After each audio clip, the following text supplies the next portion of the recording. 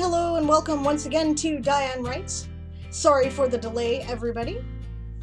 How is everyone doing today? Looks like I missed a raid by the Closet Forge. Thank you very much for the raid. Welcome. Hi James, first as always in the chat. Hi Cayetan, hi Dillian, hi Amelie. Hi Siobhan, good to see you. You just figured out how Francine enchants her garments. Awesome, that's great. Hello, Purple Heart Writer. Hi, Rowan. Cayetan says, Sable, thank you for the advice earlier. I'm always afraid that I will offend someone with my writing or write something considered not cool. Yeah, no problem. Cayetan has an idea for a story that has a bearing in his world where there's a prophecy, and this woman is supposed to be the mother of like this, dragon hero kind of thing. He's going to fight an undead dragon and save the world, and he was wondering about how to write about that in a way that doesn't take away her agency, right? And my response was that we don't always choose everything that goes on in our lives, right?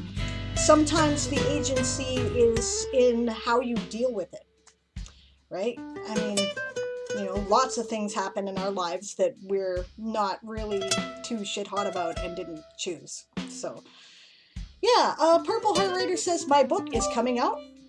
Oh, thank you for the bit. Please turn music down a bit. Okay, will do. Is that better, guys? Okay, Purple Heart Writer says, my book is coming out on the 31st of May. And we have a link. We'll put it up. We'll look at that in just a minute. Hello, Satrian. Good to see you. Oh, the showcases are coming in. I see 2. Yeah, there's 2. Okay. So there's only room for 1 more, gang. Just so you know. James has a clothing article he wants us to look at. I'll put up the links since this doesn't seem to be like bogging down my stream these days. Right, and we have a species from Cayetan, which is cool. That's the lizard folk people he was talking about on the Discord earlier, which is cool. Hello, Bob. Good to see you. Hi, Stretch. I can't believe it's that time already. Today is flown by way too fast. No kidding. When I was actually up at a reasonable time, I'm just like, holy shit, what happened? It's time to stream now, which is, of course, why I was running late. Hello, Daz. Love this music, says Daz. This is the Weird West Town music from the Sirenscape sci-fi player, is what this is. And I love it, too. And hello, Charmy City. Good to see you. Lord Galacron says, and by the way, hello, says, oh man, I just got the suit and now I gotta clean it out again. Thanks, James. Daz's mind. It's funny. Adulting, says Rowan. Yay, adulting. Wow.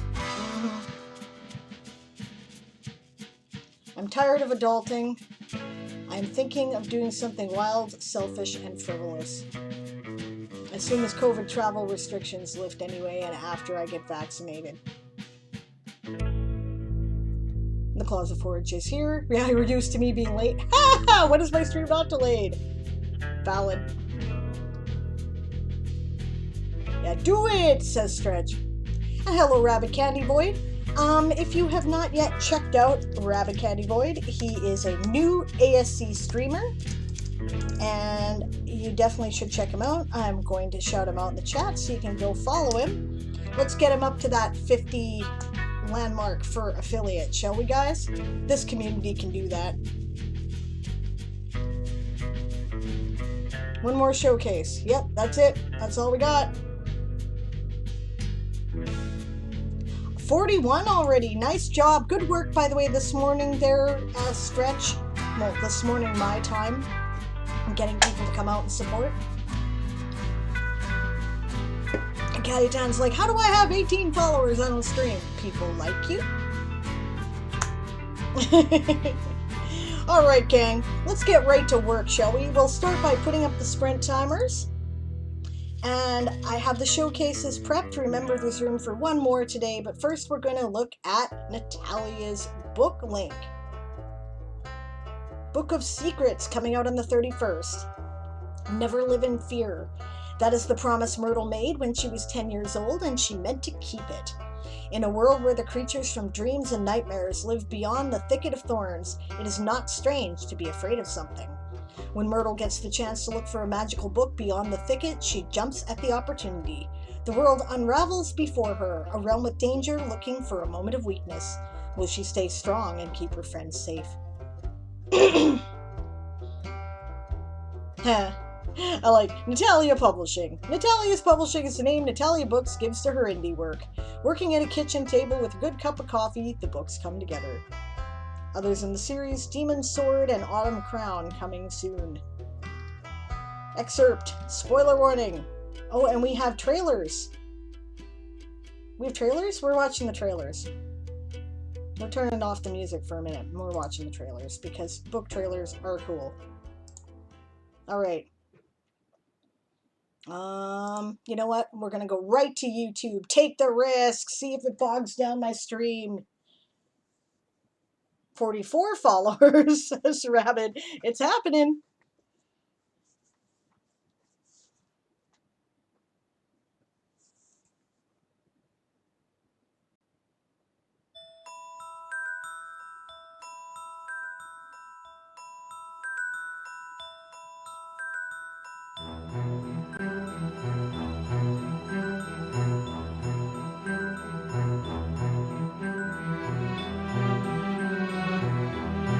Don't forget the sugar cubes.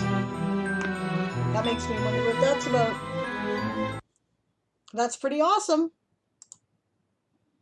All right. Let's check out the second one.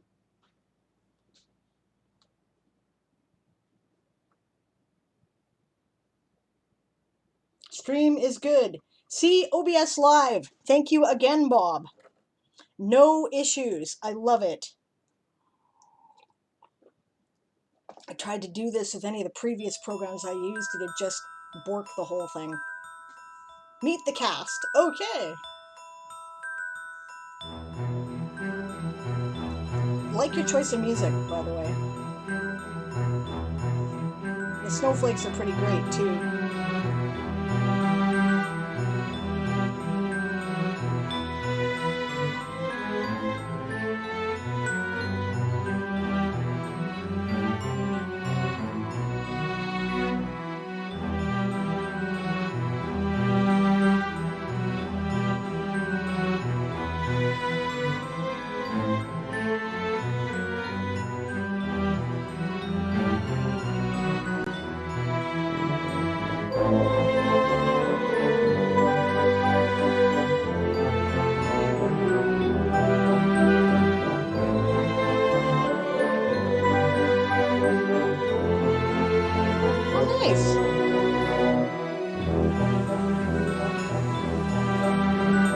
Is that our own Karin who did your book cover there? Because that's great.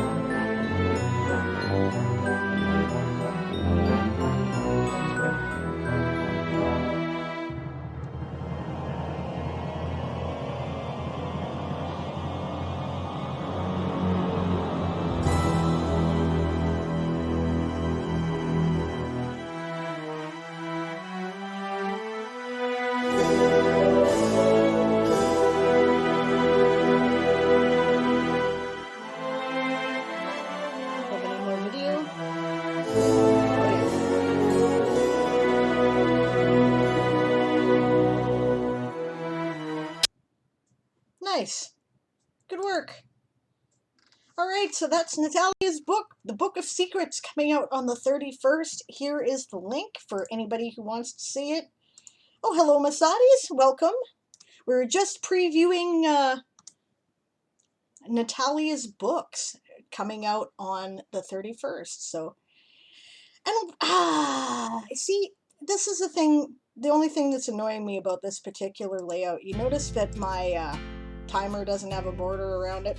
For some reason, sometimes that shows up and sometimes it does not. And I don't know why. It makes no sense at all to me. You know what? I have decided not to give a shit today. Here's me not giving a shit. Okay, there we go. Yes, there's a new time team there, Stretch. James informed me and informed Siobhan because he knows that we're fans of the show. So I'm very excited. I can't wait to see it. I love Time Team. It's awesome. Those of you who haven't seen it, it's a show about archaeology. Basically, they've got like a day or 3 days to do, like they take a site and they do all the stuff they can do in that time, right? And it's pretty amazing. So, really interesting to learn about how archaeology works and how, just how people find out stuff about the past. It's really cool. Satrium did a bit of stuff this evening, but not the stuff he should have done. Good for you. Way to opt out of adulting. That is great. Is the music still overriding my voice? I turned it down again.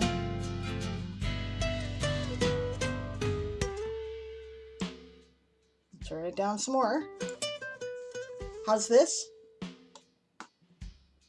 It is my webcam mic picking up, right? Yeah.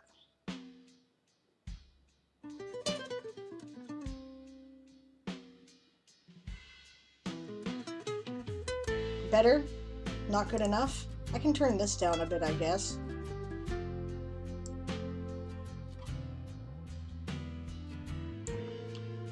There, how's that? Much better. Alright, cool. Alright, so I have 2 showcases waiting in the wings. I'm gonna do some work on my costume challenge, I think. I hear a dingy thing. Lurking for Bath, please do Cayetan's first. Will do, but I'm not starting with that. I'm actually going to start with some work today. Because we're going to actually get some work done on this damn program if it's the last thing I do. So we're doing that. That's what we're doing. Okay, I'm in the Weird West. Good stuff. First thing I need to do is make some galleries. Okay, because I'm going to put up some pictures.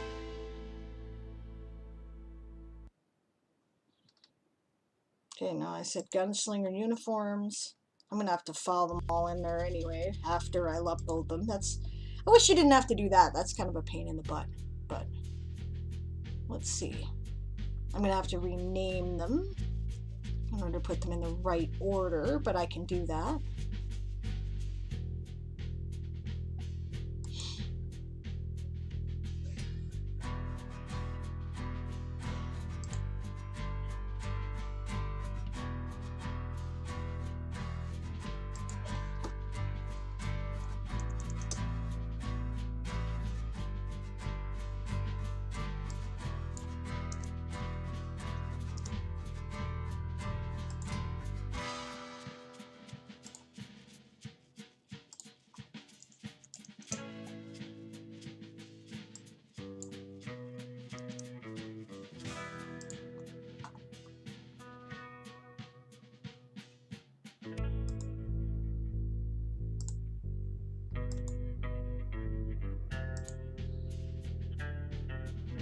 Time Team is financed from Patreon now?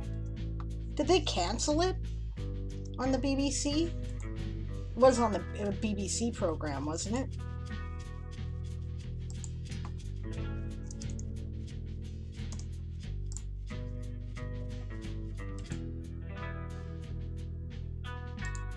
Probably can't see what I'm doing here because I don't have this window captured, but I'm renaming my pictures so that they appear in the proper order.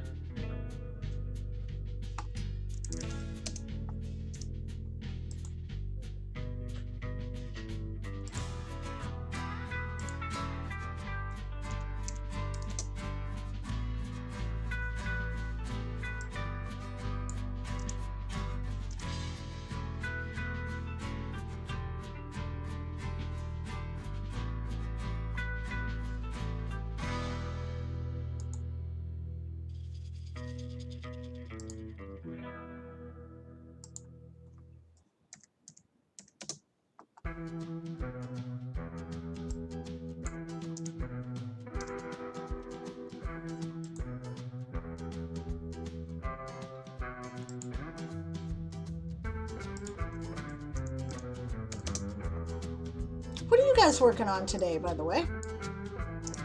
Let me know in the chat. I don't, maybe BBC does it too, says Kayetan. Purple Heart says, by the way, the music in the clips is called Waltz of the Skeletons by Wombat Noises. Please check them out. They're great. That's awesome. Daz will be back. She's doing laundry. Fair enough.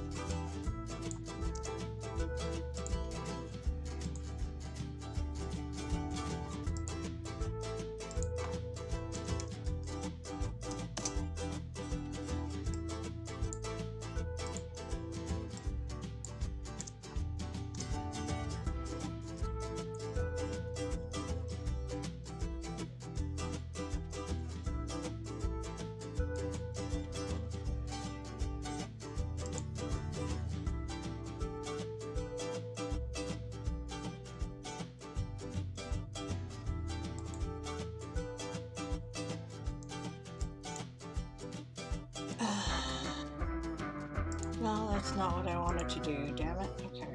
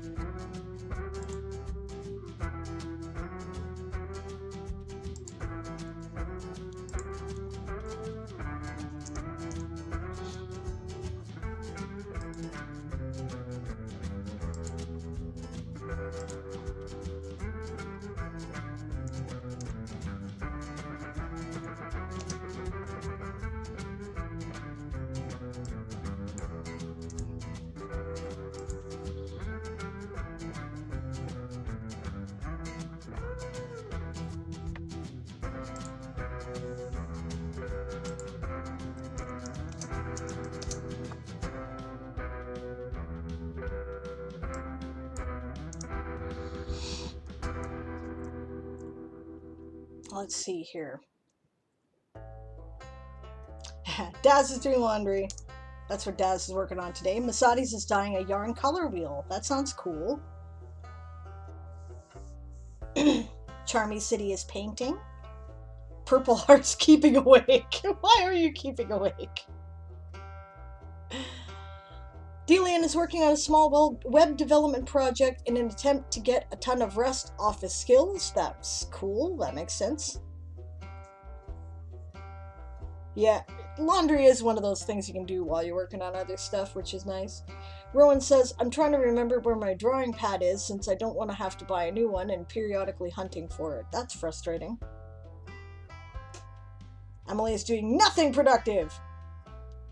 Rabbit is signing up to be a part of the Writer's Conduit. That's cool. Awesome. We'll be glad to have you. Yeah, we should like close that technically, I think, pretty quick though, because we're in the process of finalizing panels, so you kind of got in on the wire, but that's cool. I'm at the question about blocks of time. Is there a set schedule as of yet? No, because we're trying to schedule it so that people are available. We're trying to do like create the panels that people want to do, that they're like, you know, got their heart set on doing, and then we're going to try to schedule around that, and then we're going to try to get people to fill the panels out from there. Right, and we're almost done on the first part, like of setting the panels. So tell us when you're available and what you'd like to do, and we'll try to make arrangements for you. Emily is bored but can't find anything to do. You can work on the Nano project you didn't work on during Camp Nano. See, this is your scolding writing mother. See? Okay. Kayetan says, I will have the first Pfizer shot on Saturday. Wish me luck. I do wish you luck. I'm getting mine tomorrow. That reminds me. Yes, so tomorrow I'm scheduled to do my first shot. I'm pretty sure it's the Pfizer shot because that's what the guys got 2 days ago, right? That'll be at 11 o'clock in the morning my time. I'm scheduled to stream at 2. So, if I have COVID arm or something mild like that, I'll be doing the stream, no problem, right? If I get the headache that Aaron got, I will not be doing Diane Actually Writes tomorrow. Either I'll run a sprint lobby or Aaron will cover for me, right? Either way, there'll be something, but what it will be will depend on how I feel. So just your heads up there. Cheering is really loud. Bastards, you know what? It didn't even tell me, so the monitor isn't even turned on. Just a second. I will fix that because I should have known that, but I didn't even hear it.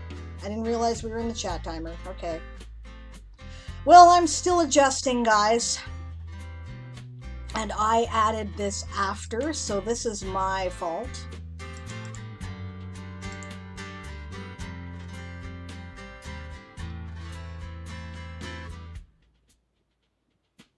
Okay, how do I get to that?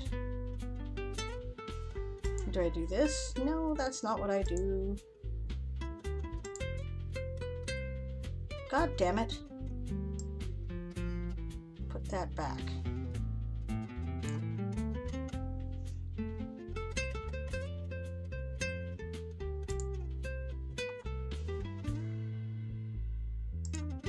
Okay, maybe I gotta do it directly when I'm clicked on the thing.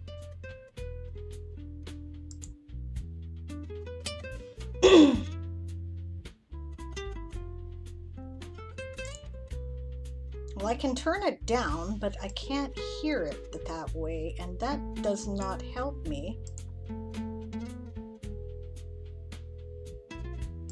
Let's try that one. There we go, that's what I want.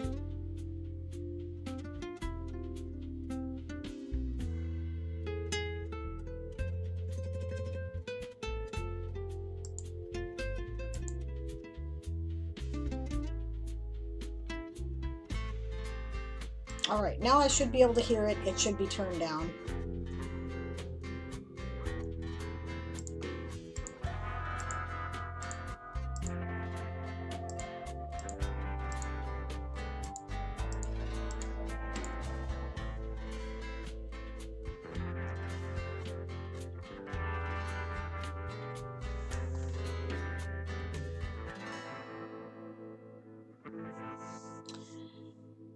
Yeah, Rabbit says, okay, I put some blocks in. I'm pretty open that weekend, so I'm flexible. That's great. Purple's like, I'm really jealous. You all get the shot, and I don't. It's just my first shot, man. Right? All of my American friends are all, like, completely vaccinated now, and I'm getting my first shot. But that's, you know, because Canada, of course, struggled to get vaccine because... thanks to a conservative government over like 14 years, they closed down all our vaccination manufactories, so we're reliant on the United States and the UK for our supply for the most part. And of course, they're going to do themselves first, which only makes sense. Yeah, so that's where we are with that, right? But, you know, but it is happening now. This is good, you know.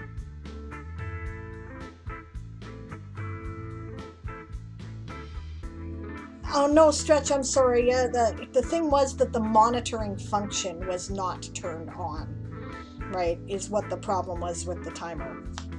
Because I installed it because Aaron had a different timer installed because he was on a different computer when he first set up this layout. So, my fault. Cayetan says, by the way, Sable, what do you think about what I did a few days ago with sharing a few people's challenge entries? Should I continue doing it? Sure. It can't hurt. If you want to post links in the chat, especially to bolster each other up, I don't have a link jail, guys. Feel free, right? Especially if it's about sharing other people's work. That's great, right? There is no, I have got no complaints about that. Okay, how's that sound to you? That growl's pretty good to me. It is, like, fairly loud, but it's not, like, shrieking loud down. I can turn it down some more if you want.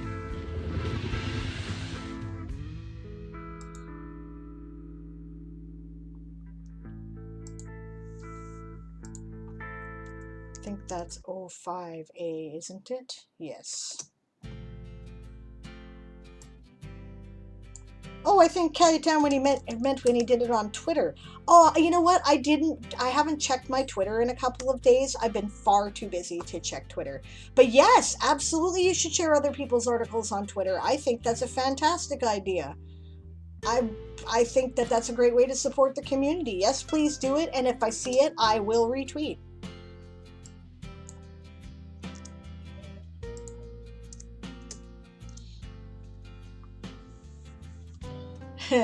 I agree with Emily. That's a nice thing to do. Stretch is like, I'm scared. Big scary dragon.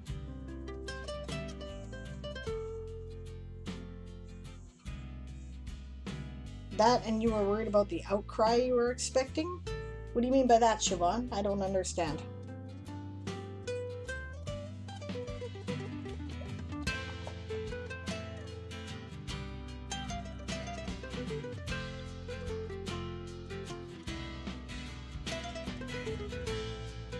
Okay, so that's one group, so let's handle that now. And we'll start by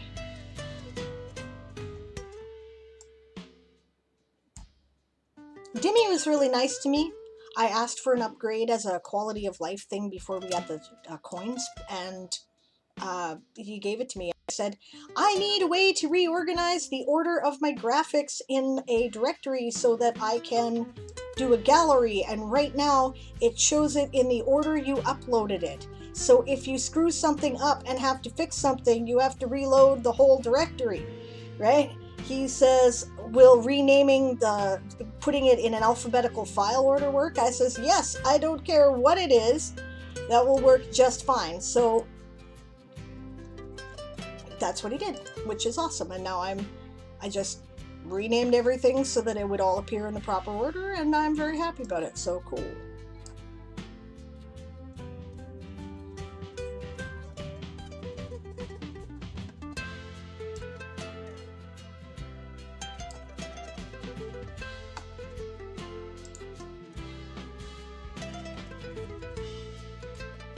Emily says, I'm not on Twitter, but I think there are a few Anvilites over there who retweet stuff. Yes, there are. I try to follow any of them that I find. So if you're on Twitter and I haven't followed you yet, then please, let me know that you're there, and I will. Because, just ping me. You see the address that appears, the @Sable Aradia? That's where you find me.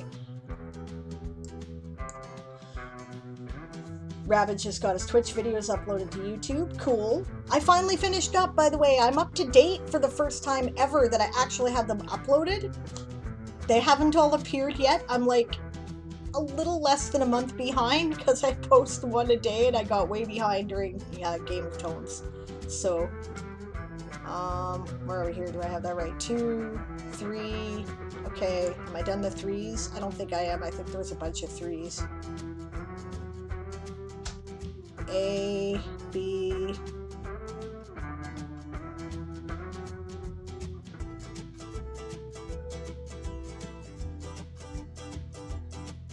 oh man. Ah, that's what I did wrong. Okay. Well, you see, this is why it's important to not have to do it in the order you uploaded it, because I fucked it up. So, ha.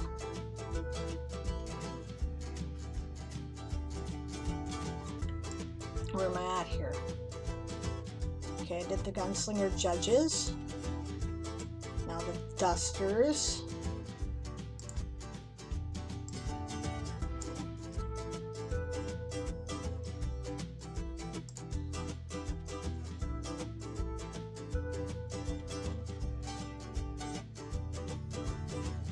Now the Magistrate.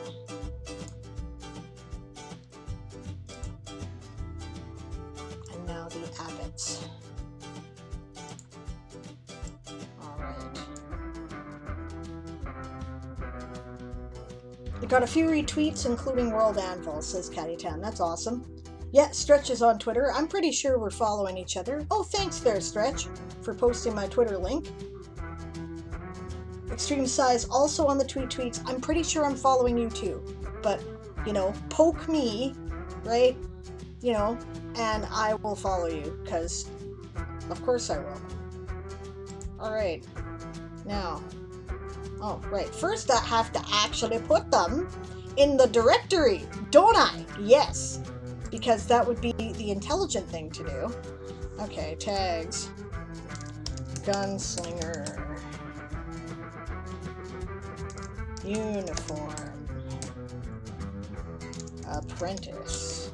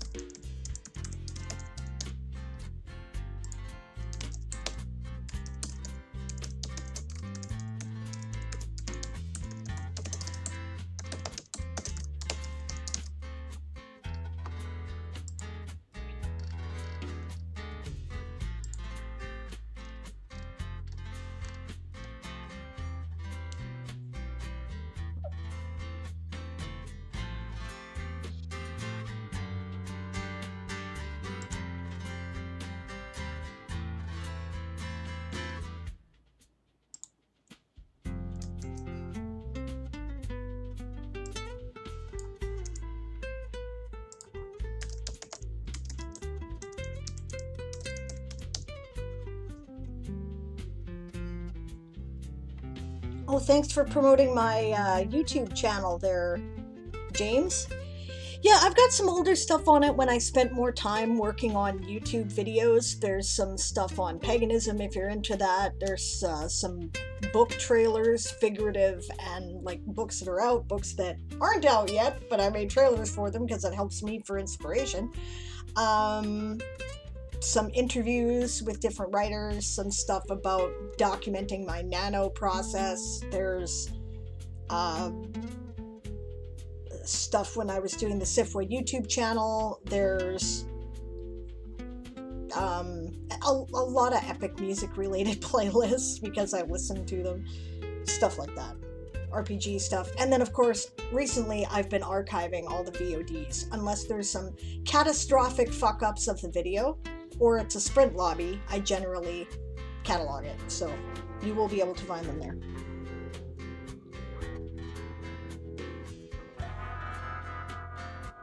Delian says, I keep forgetting to use Twitter or any social media, really, which isn't a great idea considering I need it for marketing. Yep.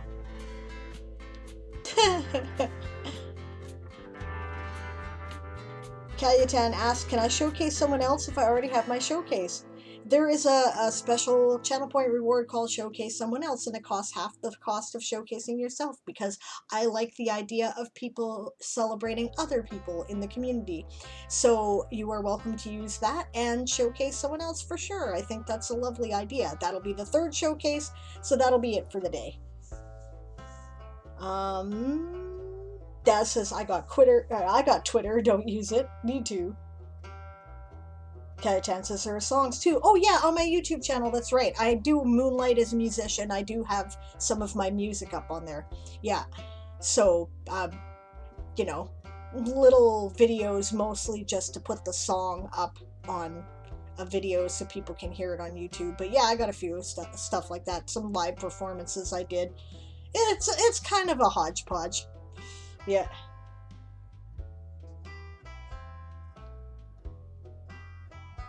Your feasting sprint lobby during Tourney of Tales would be cool to have up, says James. That was the exception. I put that one up there. Yes, it will. It's not out yet, but it will be probably in a couple weeks because then I'll be caught up to that.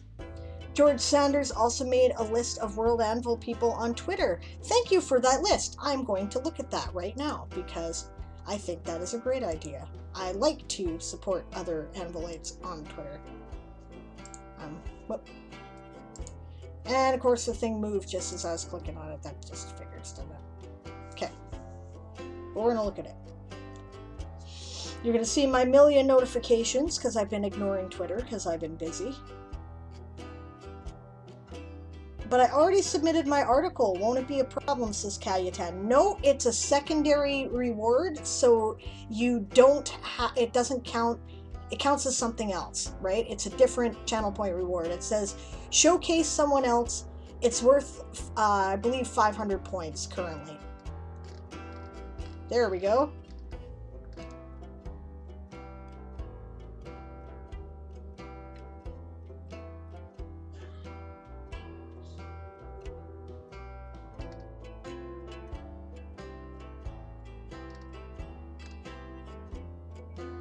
Okay, as an LGBTQ person, by the way, I don't agree with the Simon guy. Feel free to use the LGBTQIA+ hashtag on Twitch if you are an ally and are holding safe space. I am fine with that. All I want to know is, am I going to meet other queer people there to talk to, and am I going to get harassed if I show up? Right? That's if the answer to the first one is yes and the second one is no, feel free, as far as I'm concerned. But yeah, whatever, to each their own. Okay, going back to work here. Where was I? Okay, gunslinger uniform.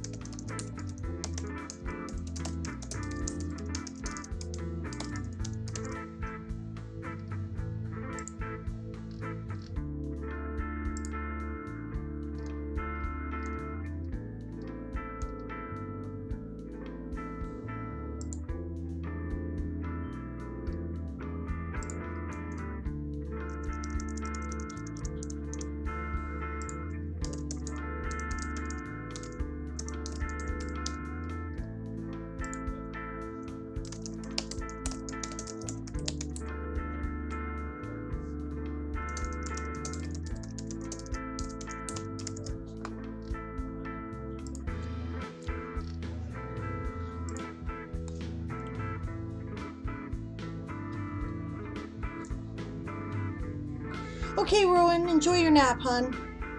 Sleep well. Cayetan says, I really like the art on this one and the Roman inspiration. Okay, awesome. Extreme Size says, Sable, click follow for the list and you'll get those notifications. Or you can search for members to add people individually if you want. Yeah, I think that I'm going to search it through, which is why I haven't done it yet, because I'm following most of these folks, right? There's one I'm not.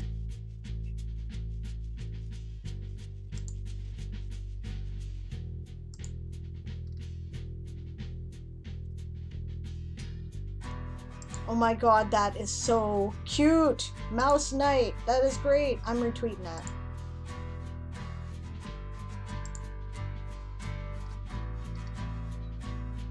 Carterian's Gremlins. Yes. I'm pretty sure I'm already following Bob. I better double check though. What? I wasn't following Bob. What the fuck? Okay. That's a problem. Yeah, following secondhand. Yeah, so anyway, that's going to take a while, so I'm going to do that later.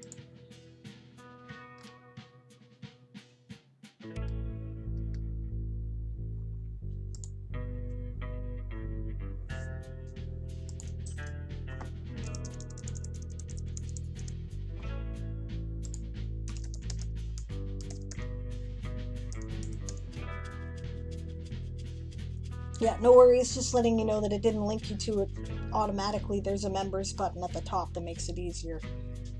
Okay, thanks. I appreciate the help, actually. That's the sprint, for those of you who are sprinting.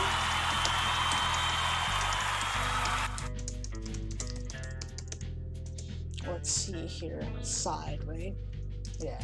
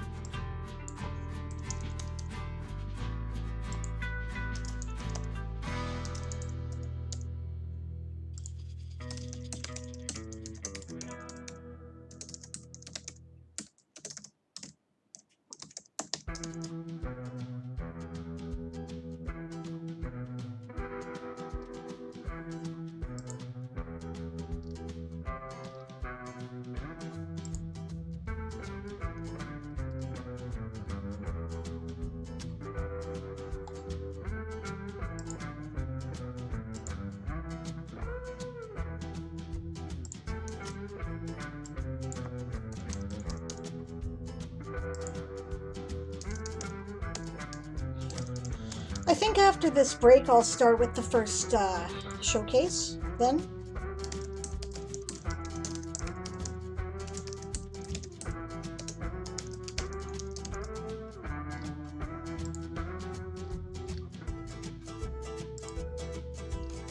Because I'll probably be done this part anyway.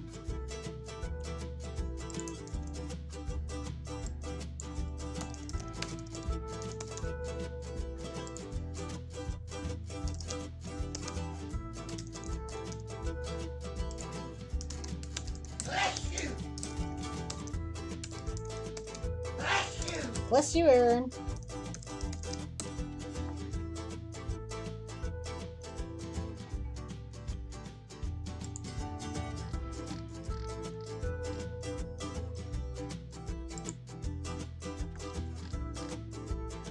I think actually my judges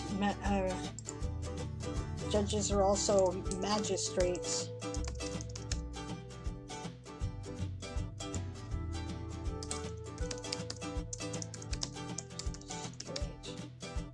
If I remember correctly, so better include that.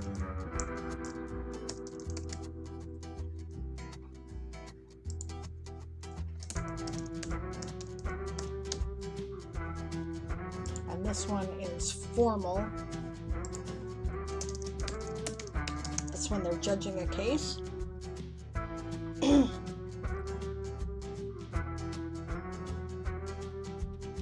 Yeah, I'm aware of that. Their stretch, and actually depends on the legal system you're dealing with. He says that, no, there's a difference between a judge and a magistrate. Judges are higher.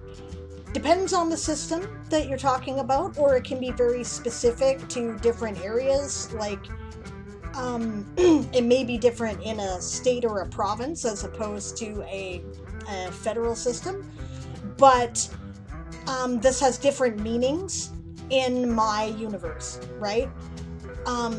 Judges and magistrates have roles that kind of overlap, but one is more administrative and one is more like the riding out circuit judge kind of idea, right? So that's...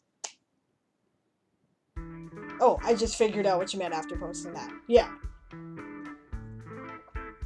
Yeah, they basically do the same thing, only they have like a couple of, like, okay, they don't do the same thing. They have an overlapping field of authority, and it's because my gunslingers tend to be very individualistic types who, they have a hierarchy, but it's actually very minimal. They're like, okay, we need a hierarchy to make this whole fucking thing work, so we're gonna do it, but we don't like hierarchies. So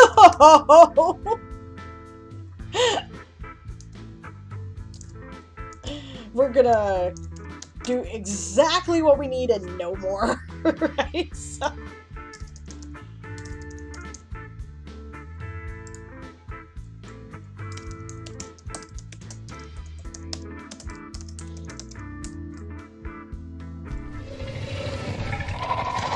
Alright, that's the get back to work growl.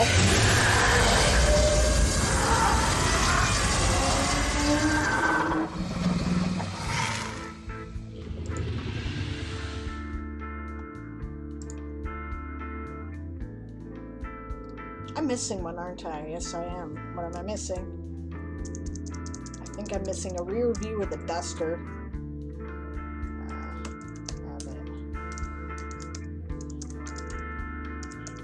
Profit.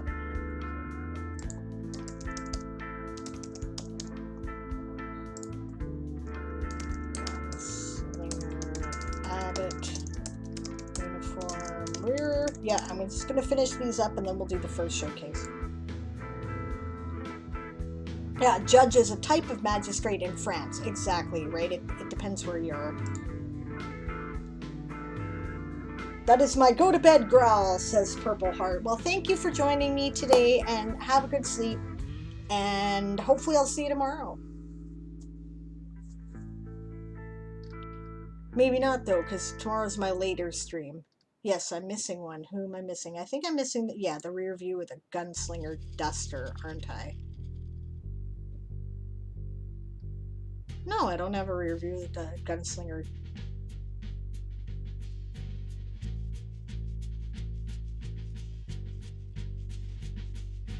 Duster, okay. Or do I? What's that? Yes, I do, and I didn't upload it, because... Alright, fine. So we're going to upload it now.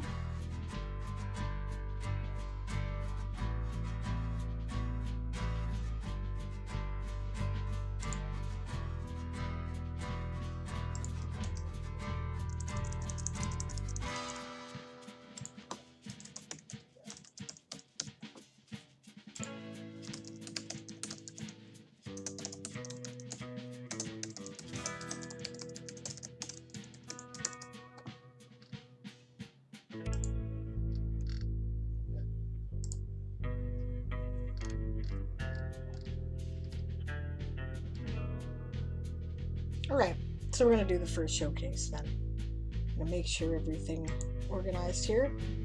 Stretch says, that moment in Minecraft when you dug so much you can't find your way back. I think anyone who's played that game or even seen it played can identify with that. Alright, so our first showcase. This is James, right? Yes, this is Future Scene. James, are you back? Double checking. If not, I will do Cayetan's first. Oh shit, I forgot to click on that link to the showcase someone else. I'm going to do that now too.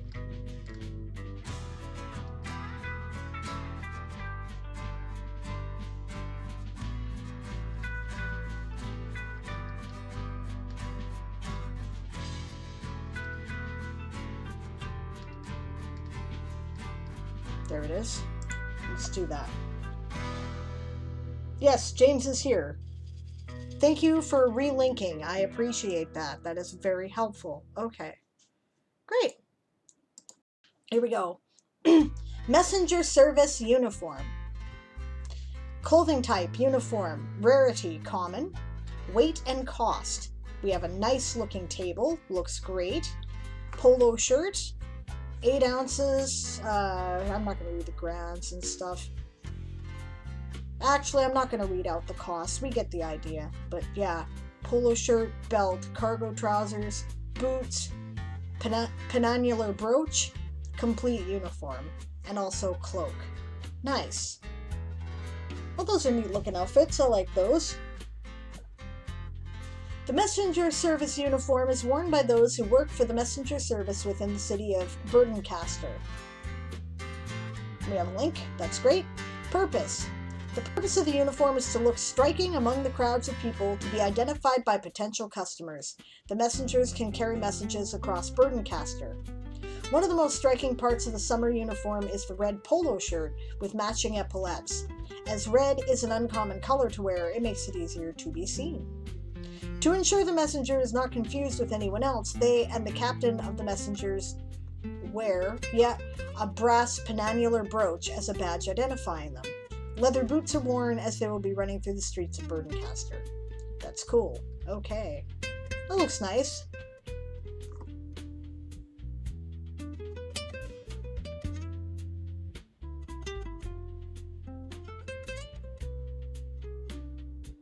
Neat. Okay.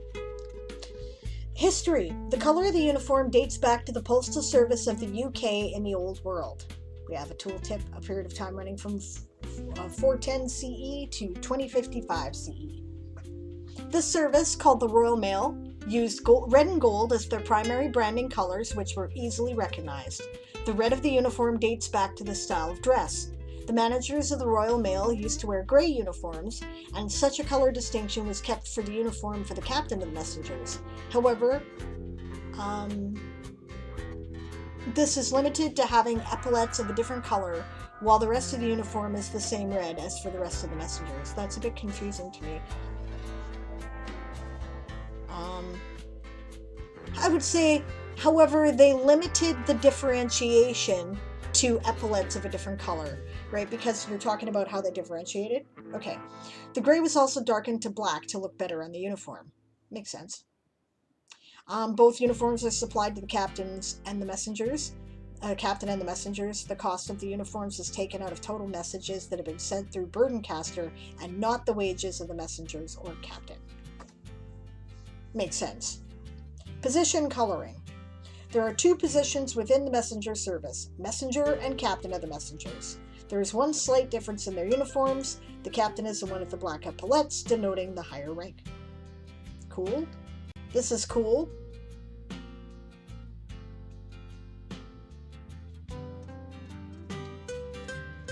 Is this you? This is cool. Hello, Laria. Good to see you. How are you today? Yes, that is me. Excellent. That looks great. You make the red outfit there? Because I really get the picture with this. That is an excellent picture. That is well done because, you know, I mean, like, Hero Forge is good for showing, like, kind of the general idea of things, right? But then this, like, you know, I really get the feel for it. That's great. Utility. Messengers on their way to their stations carry a lockbox that is made of metal with a slot on top to insert funds. The lockbox is a cuboid that measures 10 centimeters, 3.94 inches tall, 10 centimeters deep, and 14 centimeters, 5.51 inches long. Since the lockbox is carried, it is less likely to be seen while in winter because of the cloak they wear. The lockbox itself is locked, contains new sovereigns, and can't be opened by the messenger themselves, so the exact change has to be given to deliver the message. That's cool, but I'm not sure what it has to do with the uniform.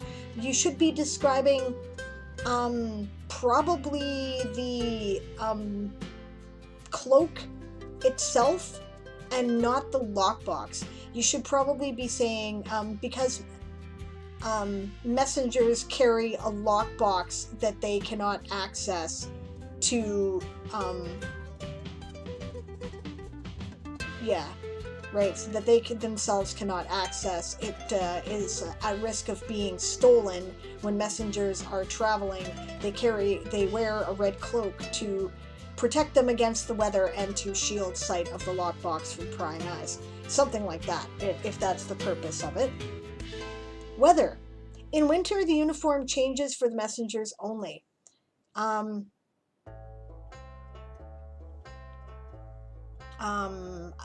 In which is not a sentence. Start it with perhaps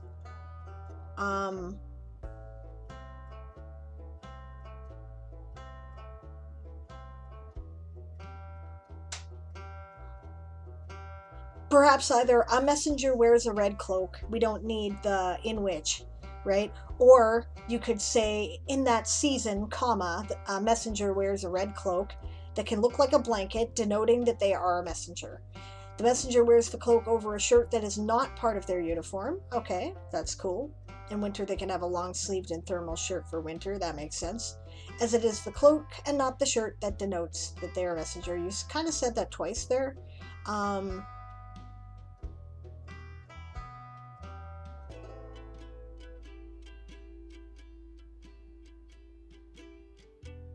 Let me see if I can shorten this for you a bit.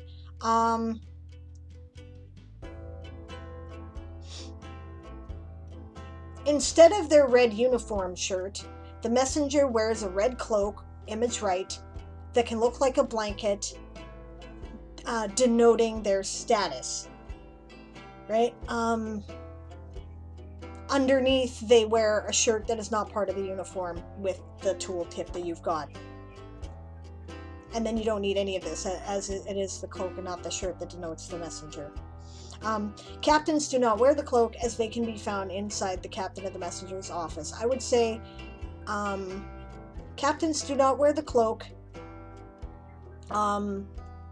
since they are not required to brave the elements, something like that, and can instead be found inside the captain of the messenger's office. The penannular brooch, image left, very nice, by the way. Did you make that, by the way? Because that's really cool. The brooch, right, is used as a fastener rather than a badge in the winter months. It's really cool. Looks great. I really get the idea right away. Then you've got references.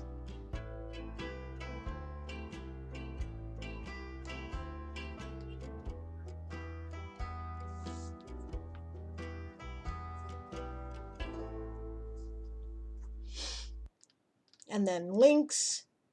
That's great. I really like that one. The brooch is from Etsy. Nice.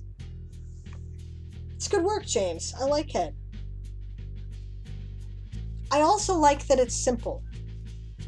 You're just talking about the uniform and what it's for. The only thing I haven't seen is there something specific about the trousers. I've noticed that they are black in both images.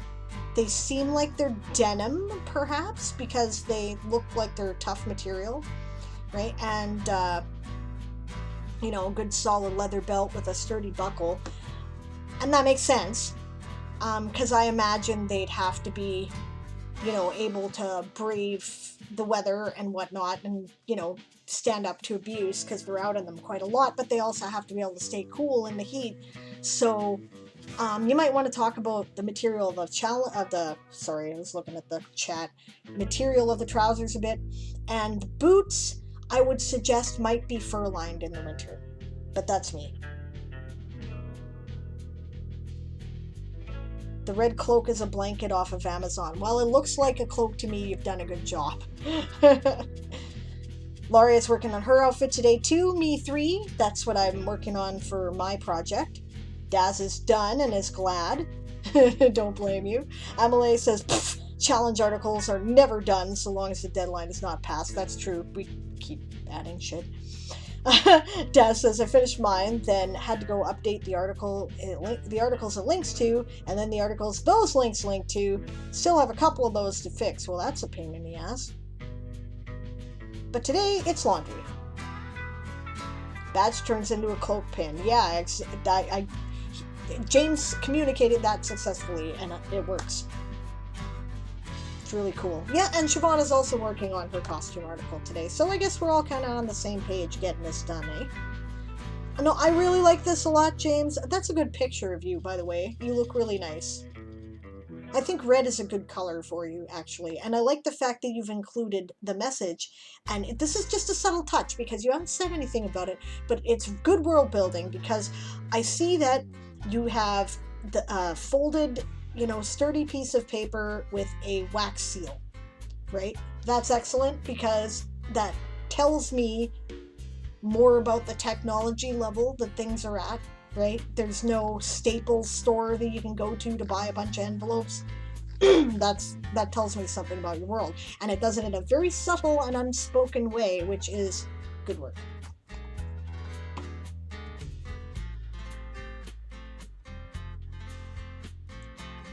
Yeah. It's great, James. I'm sorry, but I still think Star Trek when I see it. This one in particular reminds me a bit of the new Next Generation uniform, because I'm pretty sure they had black epaulets too, right? And the command staff, right? But that's okay. James is holding the message as I speak. Awesome. The one that's in the picture. Amelie says, so many new costumes upcoming. We'll once again get 100 articles published in the last week. Yeah, that's right. Avalanche of articles. Yeah, we were at 85 articles earlier today. I guess I better get my shit together, huh? Okay. And that's the sprint. That is actually very, very good timing because I was just about to take a break, go refill my coffee, take a bio, right? So I'm going to do that. I'm going to put up the timer here. And I think that, I don't know for sure, but I kind of replaced the timer that Erin installed instead of installing an entirely new one. So my hope is that the sprint timer will just keep running when I trade off the screen. So we're going to try it. We're going to try it right now. I'll be right back.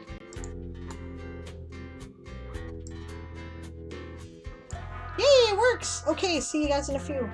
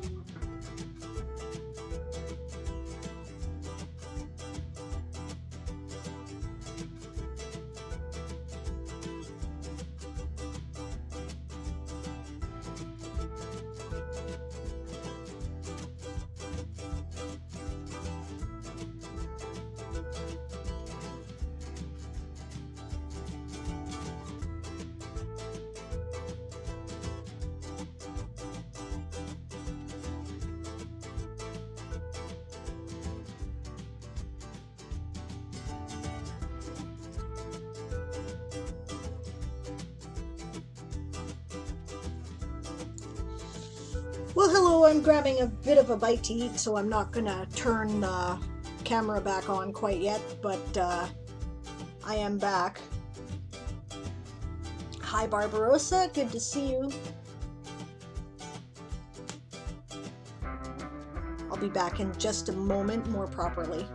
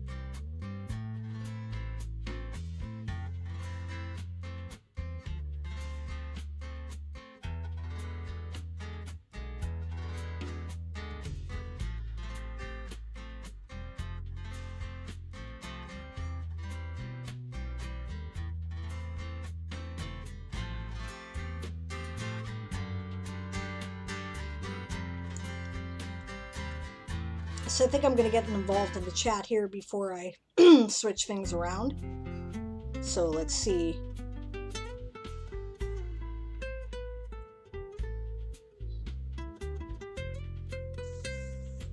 Emily complimented Daz and Kayetan about being very quick with writing their articles for the challenges. Daz says, I just focus on an idea until it's done. Yeah, I can be kind of obsessive that way myself.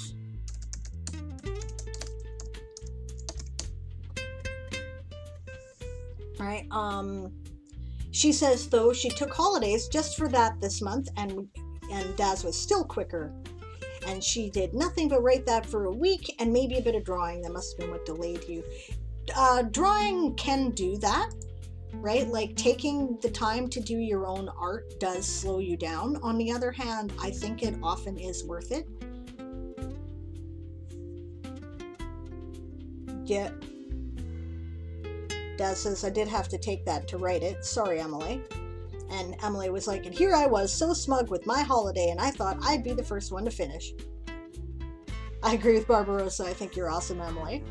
Daz says, I did a couple of days of nothing but Hero Forge and image searching. Yeah, it's pretty much what you guys have been looking at. I think I can switch over to the non-break screen now. I'll do that because, right, I forgot that my timer thing doesn't change anymore. There we go. Okay, so yeah, this is pretty much what you're looking at is the fruit of like 2 days of that shit. Right, and yeah, where was I here? Daz actually gathered the art before writing the words. That's kind of where I often go first. I start by gathering, you know, enough of the art when I'm doing something like this in particular that I have a place to start, you know. So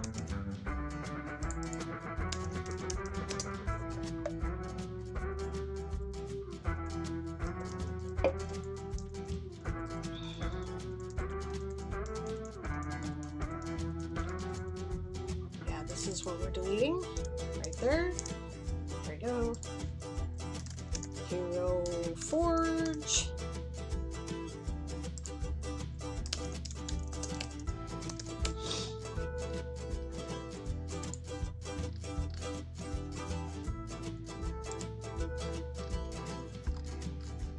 You'll notice I'm putting these in a different gallery.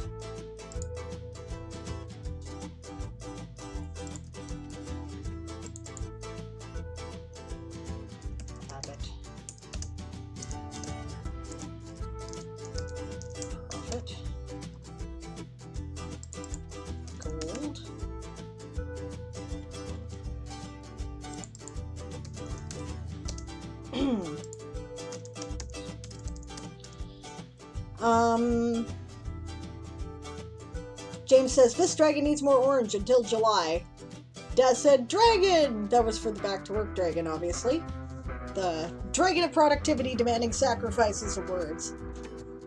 Barbarossa says, I'm working on starting my Flintlock fantasy world. And I just created my first character for it, Isley. That's cool. Emily says, I'm making a list of all the articles I need to write in my new world. I want to do that during summer camp, and I'm accumulating notes. Right? I wanted to do all the prompts, but I've looked at those from previous years, and I'm annoyed that I should invent something that doesn't fit the world, is not useful, just to answer the prompt. Right? So I will probably not do the prompts, and now I'm annoyed that I won't be able to do them all. Emily says, I already know a lot of what I need to do to be able to write the novels, but I'm hoping I can get inspiration from some of the prompts or make some of my ideas fit into them. I did them. Sometimes I didn't spend a lot of time on them, right? Like, and I'm not even entirely finished the summer camp articles, right? But I've been working on finishing them and moving them into other directories. So, you know, that's a thing.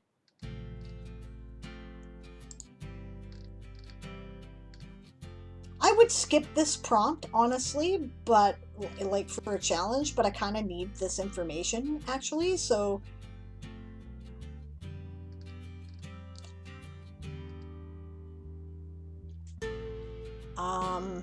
James says this chat needs more orange till July. Yeah, more tiger, you bet. Barbarossa says about Isley, she is a quiet, attentive, and frankly worried sergeant in His Majesty's Most Imperial Armed Forces of Adras. Yeah.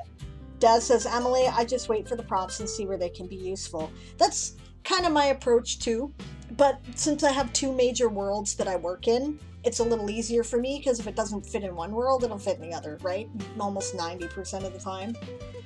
So I'm looking forward to seeing what they're going to be.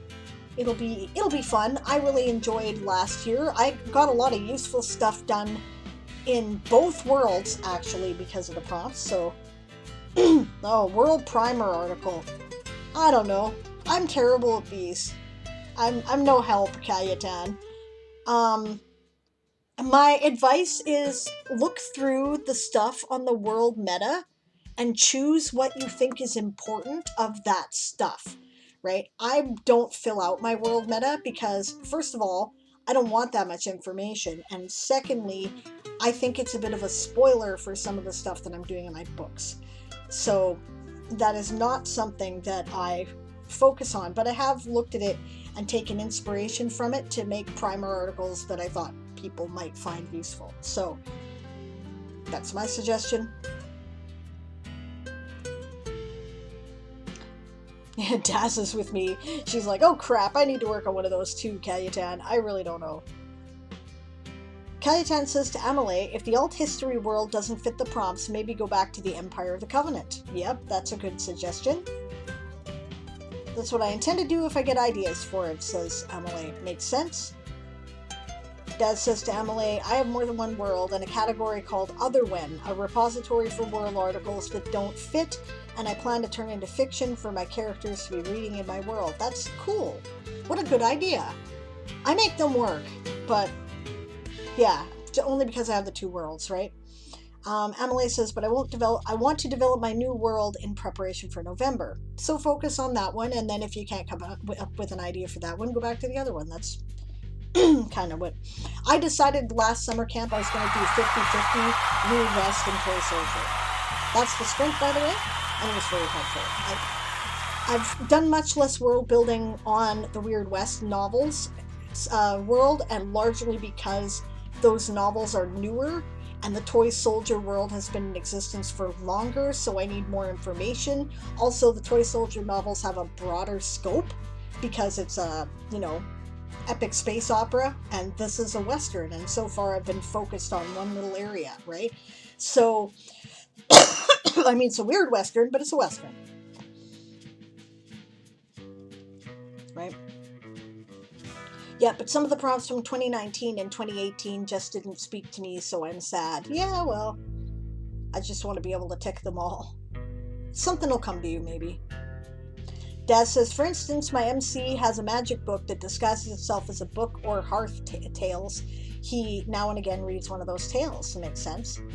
Cayetan has 10 worlds, 9 plus 1, which is an older version of another. Should I be proud or ashamed? Proud. That's awesome.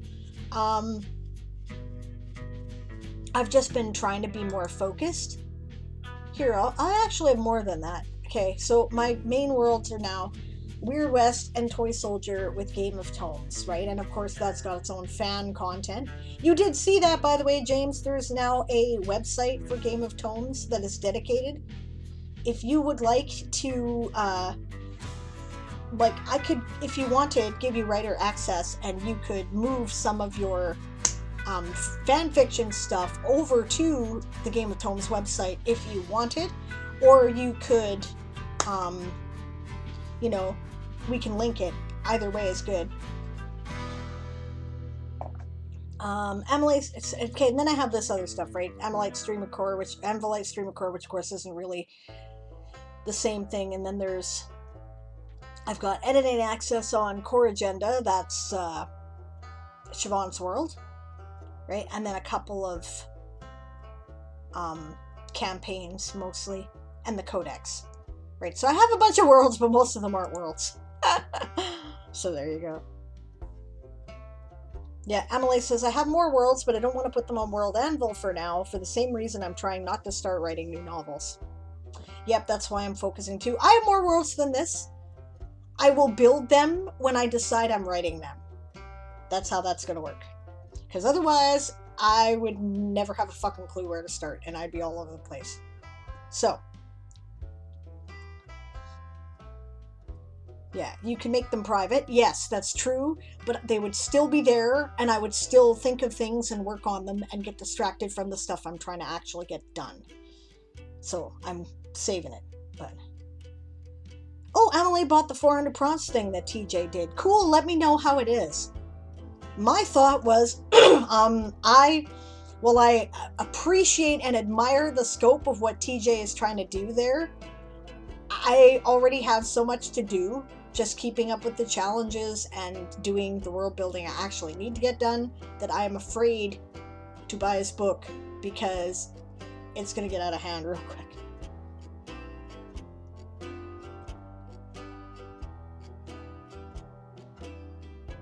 Yeah, Emily's like me. I haven't played a video game in almost 15 years either, usually, and it's because I'm too busy writing. I like watching the cutscene movies, though. I do that. Cayetan said a user called a glamorous banana folk just voted for my feature suggestion. Is it Janet in disguise? Yeah, maybe. I just get bored with them all after just a few hours, says Emily. Yeah, it makes sense. Hello, Author Goddess. Good to see you. How are you today? Check your Discord messages. I sent you one. I hope you're well. How's the moving going? Daz says, well, in the game Skyrim, you can find books or stories or journals recording events. That's how I'm planning to use prompts that don't actually fit my world. Makes sense. Yeah, I do the category thing for World Ember and Tourney of Tales. Yep. Makes sense. Lauria says, I have no idea how I'm going to reach to summer camp.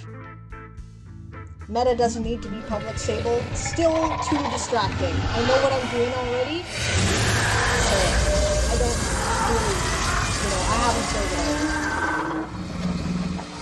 out. Siobhan says, I focused on my novel world last summer camp. That's the get back to work growl, by the way. And was happy to complete summer camp this year. I have 2 worlds to work on, so who knows. Hello, Purple Calamity. Good to see you. How are you? Cayetane says, weird is good. James says, please, okay, that will be done.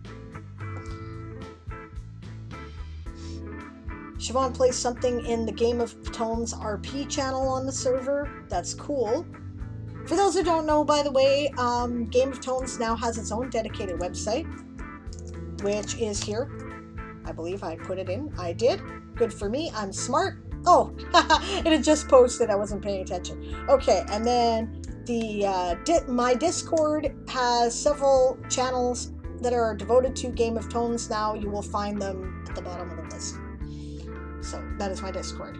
Can I do my showcase? I'll go to sleep soon. I want to hear what you think. I was just about to, actually, Cayetane. We're going to do that as soon as we catch up in the chat here. Yeah, a lot of your worlds fit into Toy Soldier Saga anyway, says Siobhan. Legit. I'm looking forward to the child worlds, because then I'll be able to do things like we'll be able to create Carthen as a child world of the Toy Soldier Saga, because Carthen exists in the Toy Soldier Saga, and Draconia as a child world of the Toy Soldier Saga. Dillian says he has 3 main worlds, some more neglected than others. Fair enough.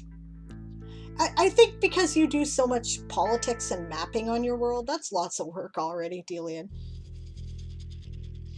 Emily says the first bit of prompts were mostly meta that she's already done or didn't need. The rest is a short prompt sorted by theme. It's a 1-sentence prompt, like write about a statue, write about a butcher shop, with a bit more details to the prompts.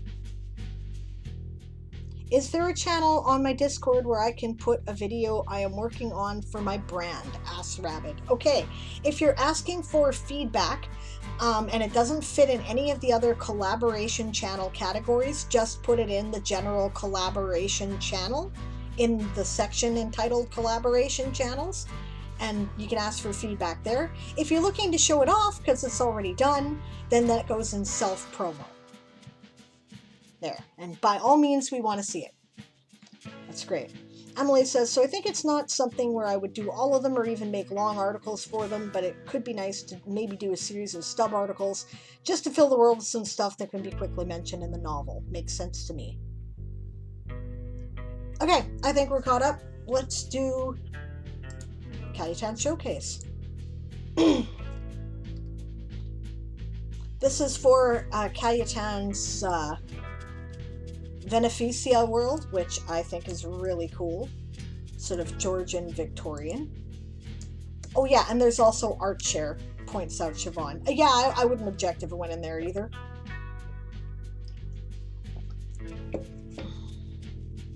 Oh, Emily was talking about the 400 prompts in the bit that Sable just read.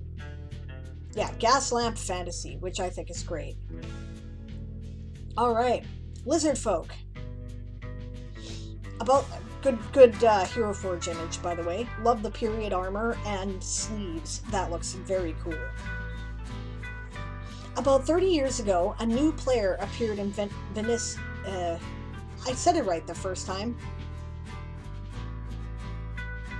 Beneficia, I think. Yeah, Beneficia. The Lizard Folk.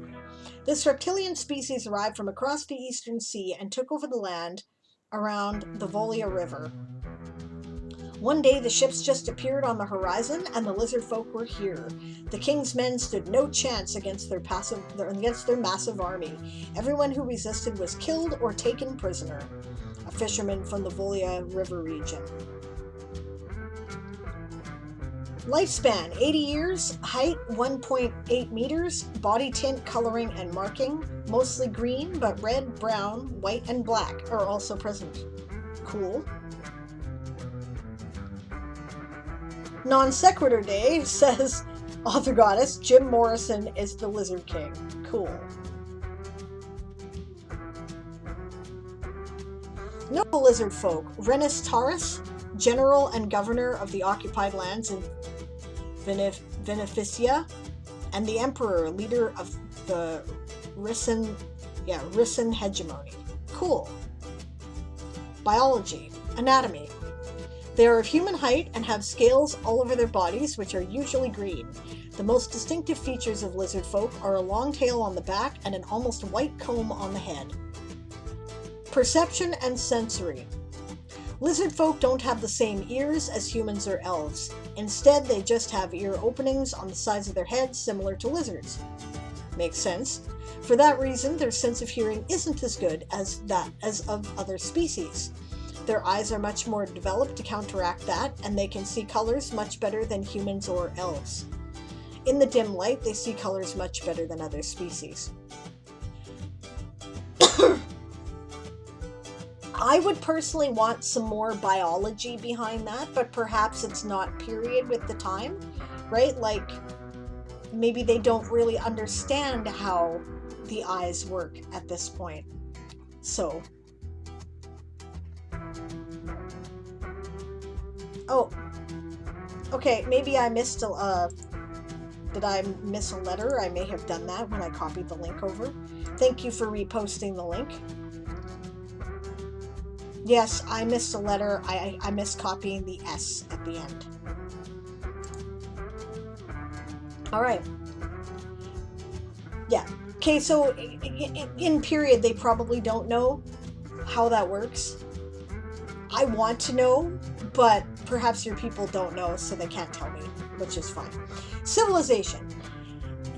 In Beneficia, lizard folk are present mostly in the Volia River region. When seen outside of that region, it is mostly in the form of raiding armies. We already know that they're in the Volia River region. You said that's where they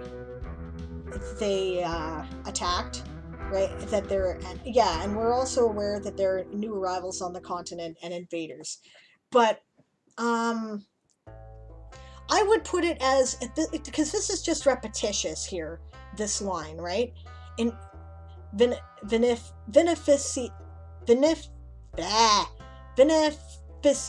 Okay, in Beneficia, right? I'm sorry, I'm terrible today, and I don't know why with the pronunciation, but yeah, are present mostly in the Volia River region. We've heard that twice now. We don't need to hear that again. What we do need to hear is, have they spread beyond that, right? I would say so far, the lizard folk have successfully conquered the Volia River region, but are rarely seen outside of it. When they are, it is mostly in the form of raiding armies. That's what I would say, right? Because now we know they're confined to that area mostly, but they're trying to break out. That's the important piece of information, right? Merchants and other travelers rarely appear outside from the lizard folk occupied territories. Some people speculate that the military is all that is present there. Makes sense? Cult of the Great Snake. It is said that the cult of the Great Snake is the main religion of the lizard folk. Said by whom? How do we know this information? Do we have escapees, refugees from the Volia River region who fled the conquering lizard folk? Right? I'd also like to know more about what the lizard folk do when they get there, right? Like, are they occupiers, right? Do they want to rule over other races? Or are they genocidal? Do they want the other races exterminated so that there's room for theirs, right? Like, just, you know, a little bit more information about that would be cool, right? It doesn't have to be a lot, a line or two, maybe. And I don't think it's even necessary. I just want this information, right? Okay, good night, James. Thank you for joining me today. Always a pleasure. Hopefully I'll see you tomorrow. All right. According to the myths and legends, the Great Snake is the creator of all the lizard folk. He demands He demands that his worshippers live, not to live, in a strictly hierarchical society. Every lizard folk has a role in society which is determined by their birth. So they have a caste system. Okay, fair enough. But it is said, seems wrong there, because there is more information, right? If it is said that the cult of the Great Snake is the main religion of the lizard folk, then we don't know any information about the cult of the Great Snake, because that's all we've heard, right? Waving back there, James. It's cool. I do that too. Yeah, so this says to me somebody actually studied this. So either this was somebody who came out of the area, or somebody got into the area, or maybe they interrogated a prisoner, but somebody knows more information.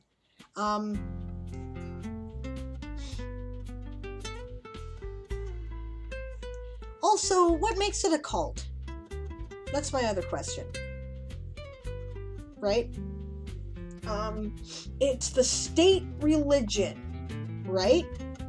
So, if it's the state religion, then it's not really a cult, is it?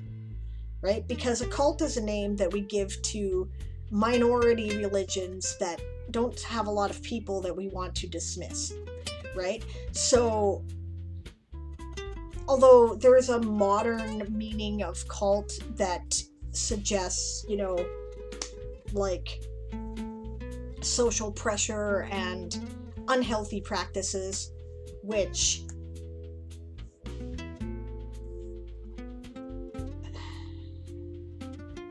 yeah, okay, Cayutan, you're talking about the modern definition, right? Here, let's do this.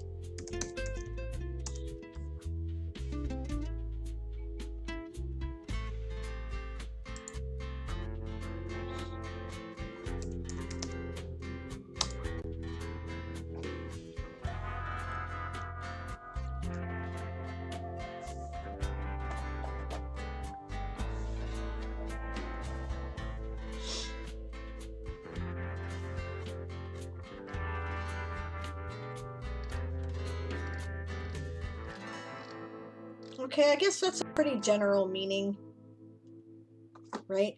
But this is one of those things, because okay, technically you're right by the dictionary definition, so I'll admit to that, but cult is something that has a connotation to us. This is one of those things about how I've said sometimes the key to writing in English is choosing the word with the right connotation. Cult tends to be prejudicial. People tend to use the word cult in regards to either, like I said, minority religions that they want to dismiss, right? Or when they're being racist about cultural religions that they don't want to give respect to. Like, cult is often used to describe voodoo, for example, right? Or Yoruba, right? And you know what? Voodoo is the state religion of Haiti, right? It's pretty widespread. It's a serious religion. It has, you know, millions of devoted practitioners, right?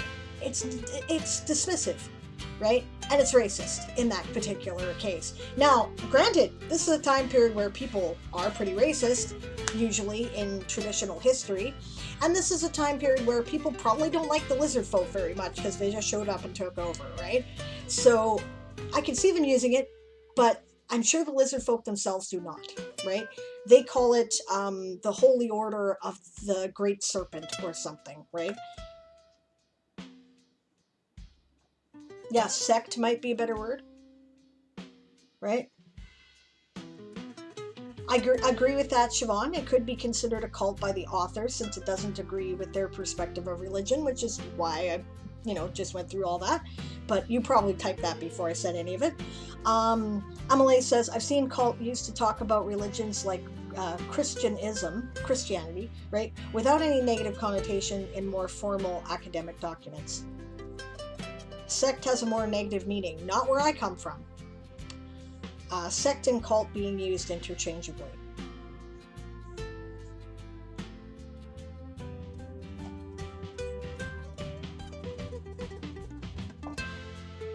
And that could perhaps be a North Americanism that I'm unaware of, right? But here, cult is something you call a religion that you want people to fear, right? it's not something that you call a religion that is respected. Sect actually is used in a more positive light here, and is used in the academic way that Amelie is discussing. Fine, I don't care, right? I'm just telling you, take my advice or don't. It doesn't matter to me. This is way off track. We're moving on. Okay. Anyway, he demands that his worshippers live in a strictly hierarchical society. Every lizard folk has a role in society which is determined by their birth. So a caste system, which is, understandable. Risen hegemony. Hopefully I'm pronouncing that right. Risen hegemony is the name spoken by many of the lizard folk soldiers. It is theorized that it is the name of their home country, in the name of which they are conquering lands in Beneficia. Yeah, Beneficia. Okay, thank you. You did provide me the information here. That's cool, right? According to rumors and interrogations, the hegemony is ruled by an emperor who is the head of a council of the most powerful warlords of the land. Nice, nice. That is cool, because now I know where that information came from, and that's useful.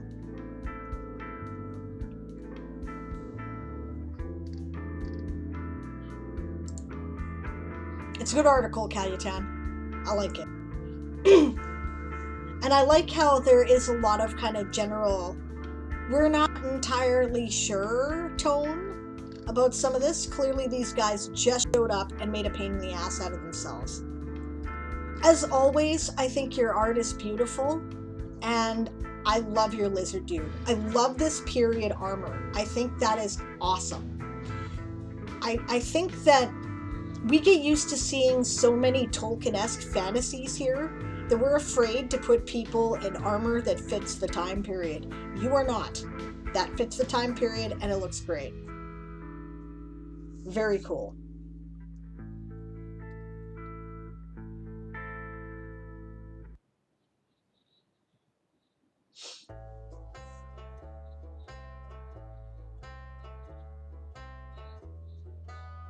Yeah, that's all I was saying there, Author Goddess. It's true in Canada too. So this is something we may have picked up, and that's why I was cautioning against it, right? In the US, cult is bad, sect is neutral, right? Amelie says, I would have said it the other way, with sect being negative, so that might be a European thing. Author Goddess says it wouldn't be the first time that the US is back axe worse to everyone else. Yeah, so I guess it depends on the audience you're trying to reach.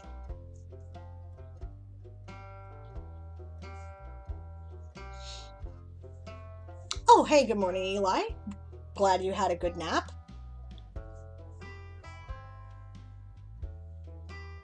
Yeah, to be fair, the cult of is a common way of describing religions in D&D. Yes, that's because D&D is racist. And really racist. And people have been complaining about that for a long time, which is why I brought it up. Right. Cayetan says they arrived 30 years ago, but because of the isolation, there's little info. 30 years is really recent. So if they'd never seen them before, it makes sense that they don't know a lot about them, especially because they are very isolationist. So that's really cool.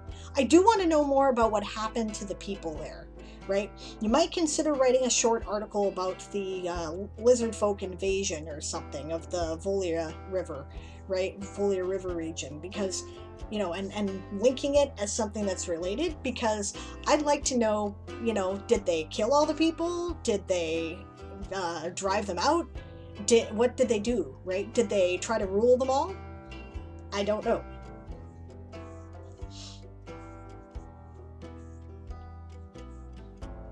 Alright, so clearly there is a European and North American divide between the use of the word cult and sect.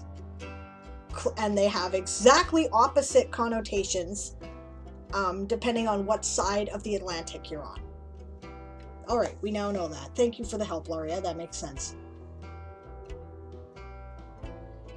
So, what to do about that then? Because that becomes an interesting conversation, right?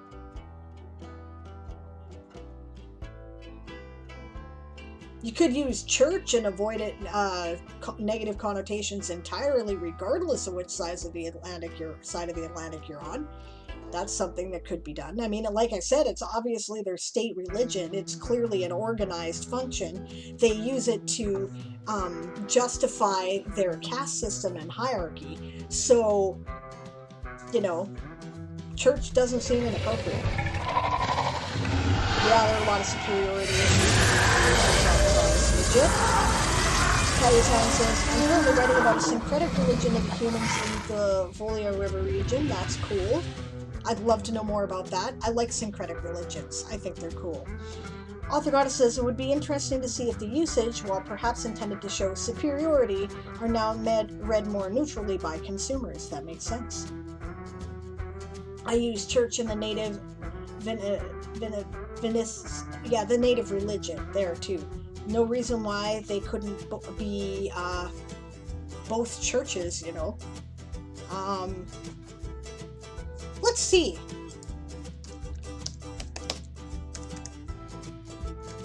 Thesaurus.com.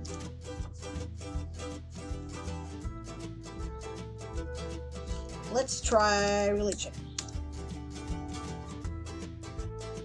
Church, creed, cult, denomination, doctrine, morality, myth, mythology, prayer, ritual, sect, spirituality, superstition, theology, communion, devotion, observance, orthodoxy, pietism, piety, preference, religiosity, rites, sacrifice, sanctification, standards, veneration, higher power, spiritual mindedness. Okay, how about...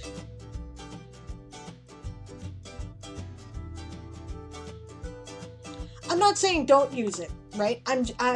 Either, right? The thing about cult, right? Just be aware that North Americans are going to have a negative connotation with that, and that's fine, right? Maybe that's what's wanted.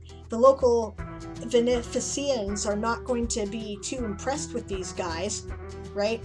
They look different. They treat them like, not as good as they are, obviously, right? They're probably going to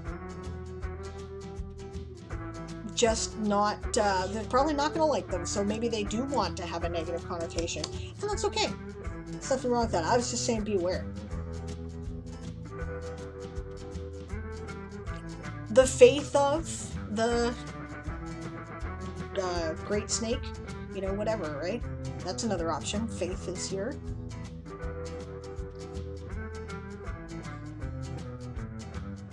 It's a good article, regardless of, regionalisms about word choice. So, I really like it. Alright, we are at 3 o'clock.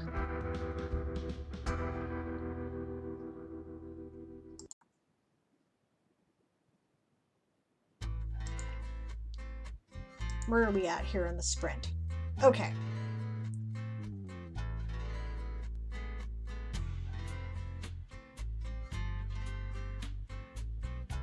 Yeah, that was my point, Stretch. Some people can think of things like Waco when they hear the word cult. Yeah. But it appears to be a regionalism. Okay, and Cayetane is off. Thank you very much for joining me today, Cayetane. I really did like your article. It's very cool. I will definitely showcase the article that you chose to share so that other people can see it, and I will share the link in the chat. And thank you for doing that. Thank you for showcasing someone else.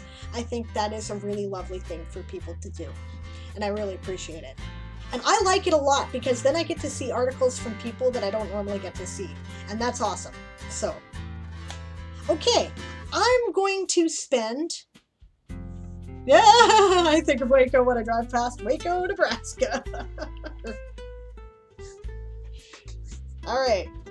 I am going to do some more work on my uniforms here, I think, and then I'm going to take my second break. Because time is flying and I only go to 4 o'clock today, don't I? Okay, so we're going to have our Desperado uniforms now. This is much shorter. Seems kind of random, but fair enough. Author Goddess says, Eyes Without a Face by Billy Idol is about BDSM parties. Prove me wrong. I don't know. I'm actually not that familiar with the song. So.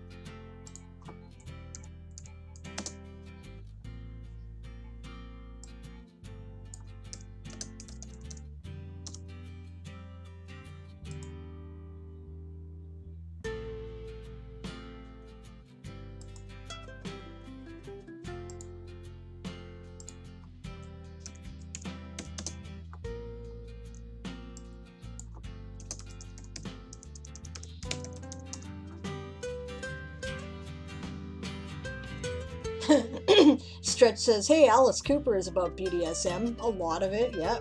Author Goddess says Billy Idol was big into the punk lifestyle, which crossed heavily with BDSM during that time period. Yep, and so did the goth movement. Eyes without a face is insanely sexy. A masked person, you only see the eyes. Mic drop. Yeah.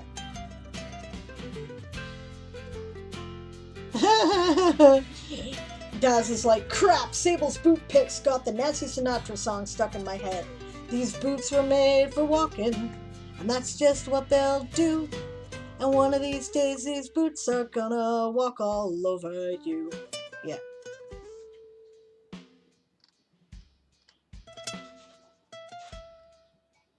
All right.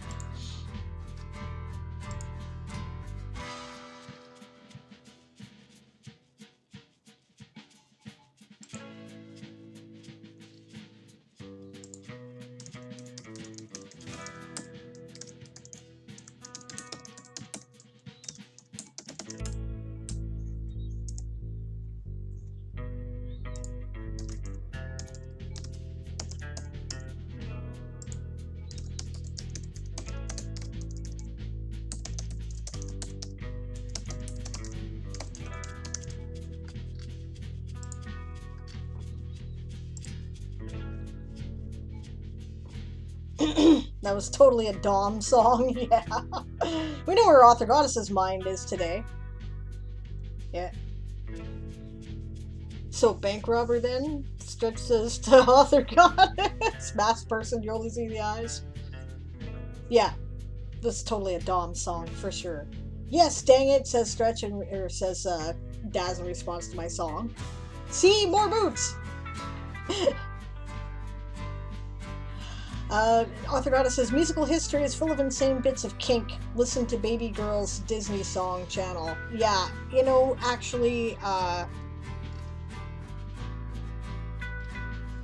not just kink. I mean, musical history is full of songs that are about things that were considered to be taboo at the time, right? Like, there's a lot of queer coding in music, for example.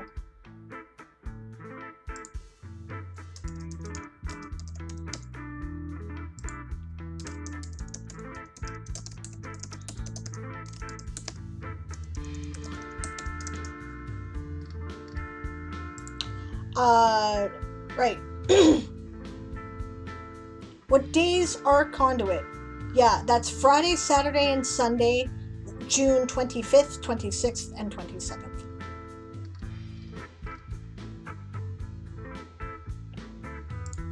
And thanks for answering there, Author Goddess.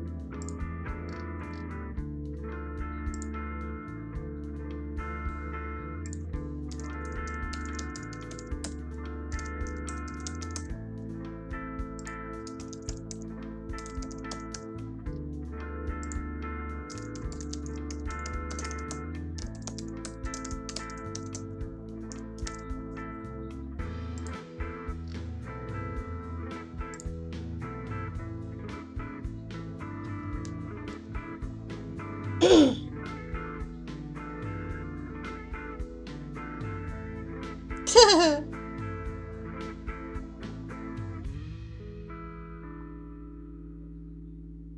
yay, Conduit is coming, says Amelie. What's the date again? I didn't realize it would be next month. Yep, coming right up there. Siobhan, or Author Goddess says, musicians are rebels. That is true.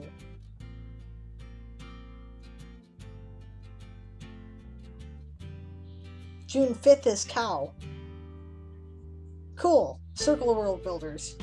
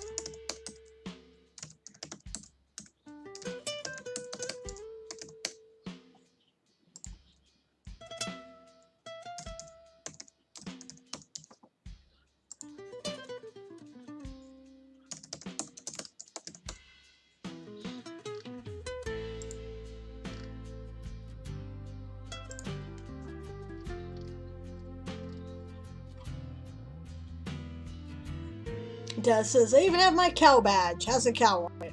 Yeah, a vampire cow, as I remember. They decided was their symbol because of all the joking. Which is how it's done, by the way. Listen to what your fans are telling you, right? And do stuff to amuse them, right? I'm just amused by that. I think that's cool. All right, so we have everything organized here, and now I can do this. We're going to go to my Gunslinger gallery here.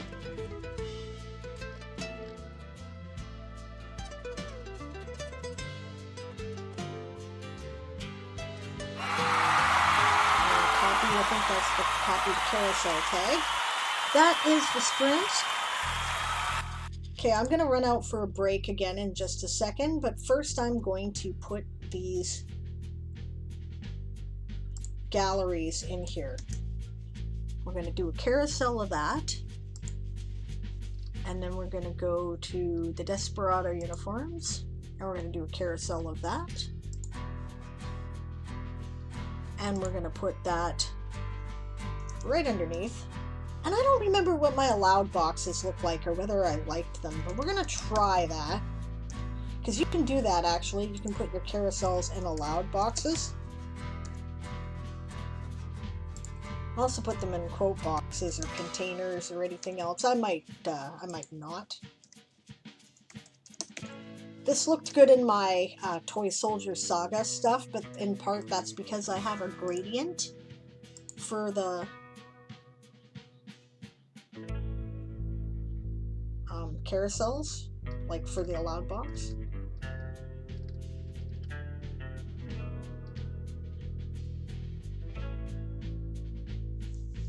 Okay, that's kind of cool.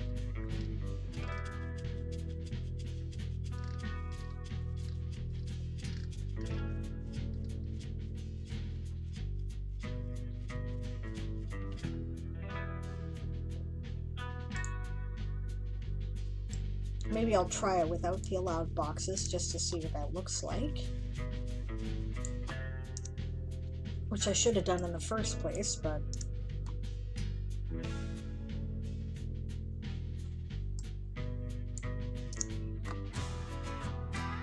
I need to learn carousels.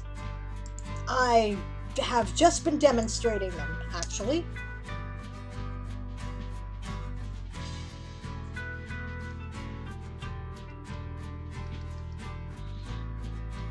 You know, I think they look better in the boxes. What do you think? Well, I just wanted to finish this section. Okay. I think they look better in boxes. So this is actually what I've been working on the whole time here, right, is how to use carousels. So first, I'll show you, okay? I like the boxes, so I'm keeping them. Okay, first you go to your file manager, you create a gallery for whatever you want to do in a carousel, right? So I created the Gunslinger Uniforms gallery. Then you upload your pictures and you make sure that the file names are in the order you want them to appear, which is why I have 01A, 01B, 02A, 02B, right? So you put them in the order you want them to appear once you get them uploaded by making sure that the file names are sequential in alphabetical or numerical order. And that is how they all stay in the order you want them, right? Then you go up here where it says, you know, whatever gallery, and you see you have edit, right? And then you have this thing here, which is a little carousel tag. It says copy carousel tag when you hover over it. You copy that. Then you go to the article you want to put it in, and you put it where you want, and just paste. And there you go. It's there, right? I'm putting allowed boxes around them because I want them to stand out more, right? This is what they look like in the sidebar without the allowed boxes. And you'll notice that I have them like organized in the order that I want them to appear. Like there's the second graphic, there's the third graphic, right? And you get the comparison here of different views.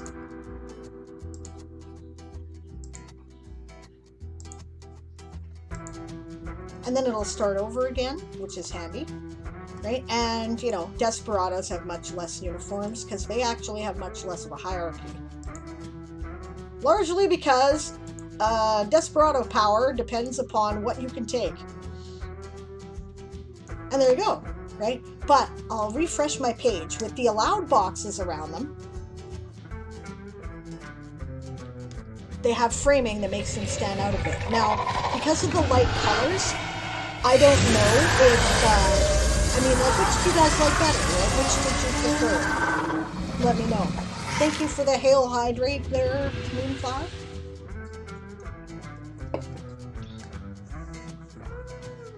Yeah, it's a bit time consuming to set up and make sure that the graphics appear in the right order, but once you get it set up, it looks great.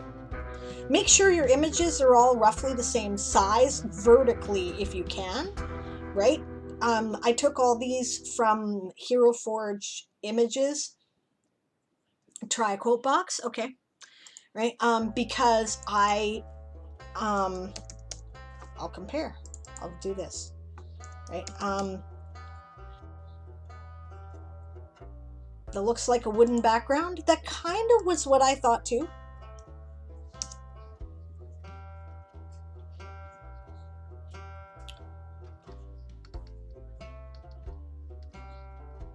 All right, so there's the quote box compared to the allowed box.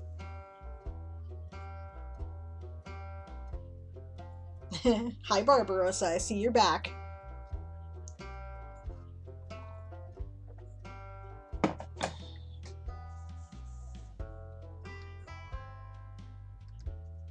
You know, I think I'm liking that quote box. What do you guys think? Or would you prefer nothing? Like, there's another... I'll throw in an example of the carousel without a box. Top one, okay. Moonflower says, I want TJ's prompts, but I'm currently unable to pay in the format he has, and I would feel so bad for getting it for the free option just because it deserves money. Does anyone know if he has a coffee? I don't know. So there's the 3 different options, gang. Oh, and here's another option I could do, actually. Instead of putting it in the top panel, I could put it in the sidebar content panel, in which case it'll make its own frame around it anyway. It'll be included as part of this. So, okay, so there's option 1, option 2, option 3, and option 4. But then it appears as part of this panel. Jansen's song from Zootopia. TJ does have a coffee. I think you can also buy it again after you take the free option, says Delian. That's cool. I wrote a small scene that Siobhan really liked, and I am happy.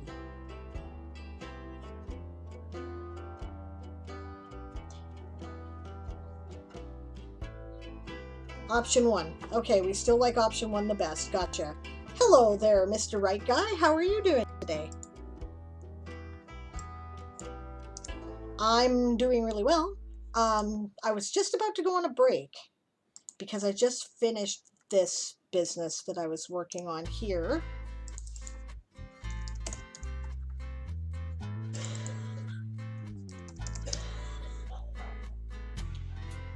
Then I will just buy it again after I get my check, says Moonflower. That makes sense. I hope you're doing well.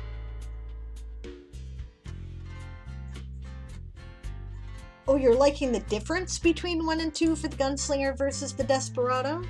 Okay. You mean you like the fact that the coloration is different, eh? Well, you know, I actually thought about that, Siobhan, because I considered it. The clothes for the Desperado are darker by design. Oh, that didn't work. Why didn't that work? Oh, because I typed in the wrong fucking thing. Okay.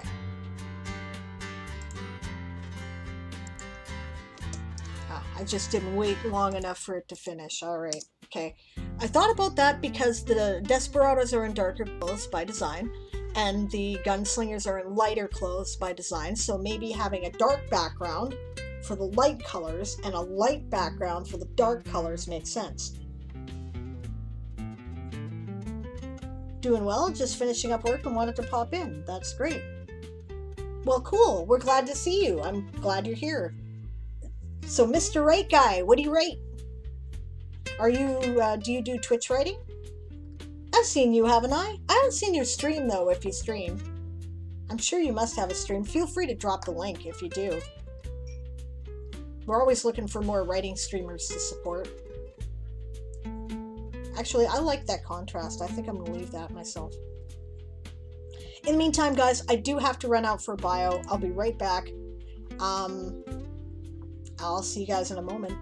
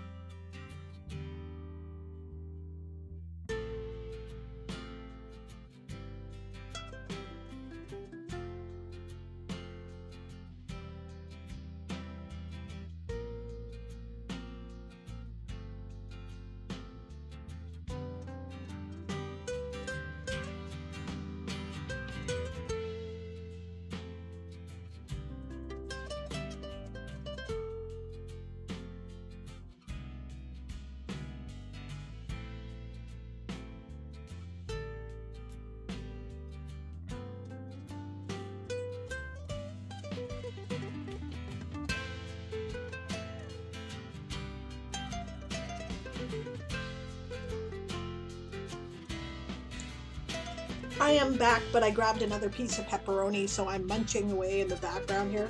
I'm sorry, following you, Mr. Right Guy. So that's really cool. Thriller espionage novels. Nice. Those are my guilty pleasure. I like reading thrillers and espionage novels. Mostly I'm a sci-fi fantasy writer, but yeah, I borrow stuff from other genres, and that's one of them. So I'm going to turn off my mic again for a minute so you don't have to listen to me chew.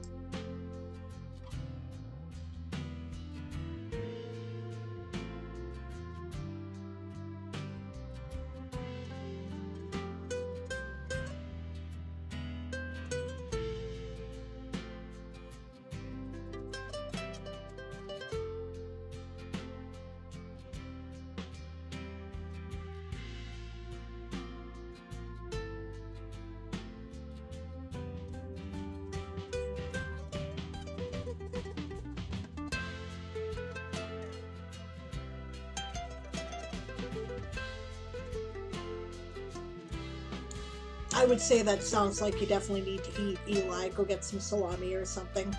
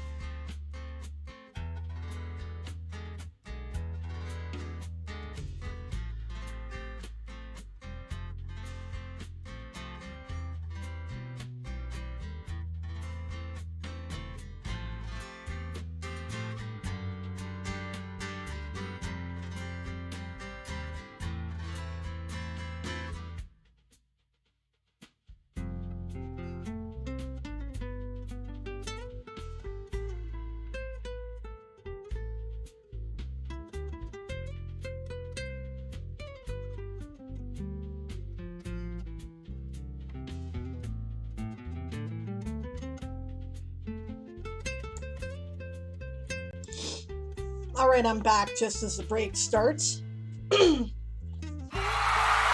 is the sprint. This conversation is great. My favorite Meatloaf song is Everything Louder Than Everything Else.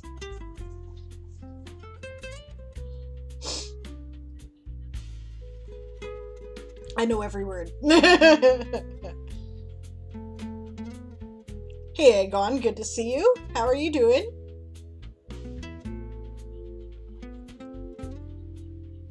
Siobhan just finished a pizza that she ordered on Monday. Yeah, well, that's about the duration of pizza, I think, right there, the lifespan. Yes, and Daz is having meatloaf. I like meatloaf. And brownies for dessert. Baked potatoes too. So I'm coming over. Siobhan says mine is life is a lemon. And I want my money back. It's all or nothing, and nothing's all I ever get. Yeah.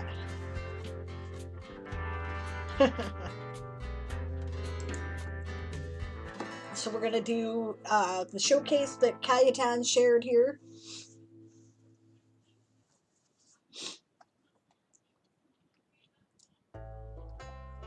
Let's see. Mine, let's see. I don't remember how it starts anymore other than wasted youth for Everything Louder Than Everything Else. But it's kind of like I mean, if you ever seen the lyrics, you know, you have known me for 5 minutes, you know why I like the song.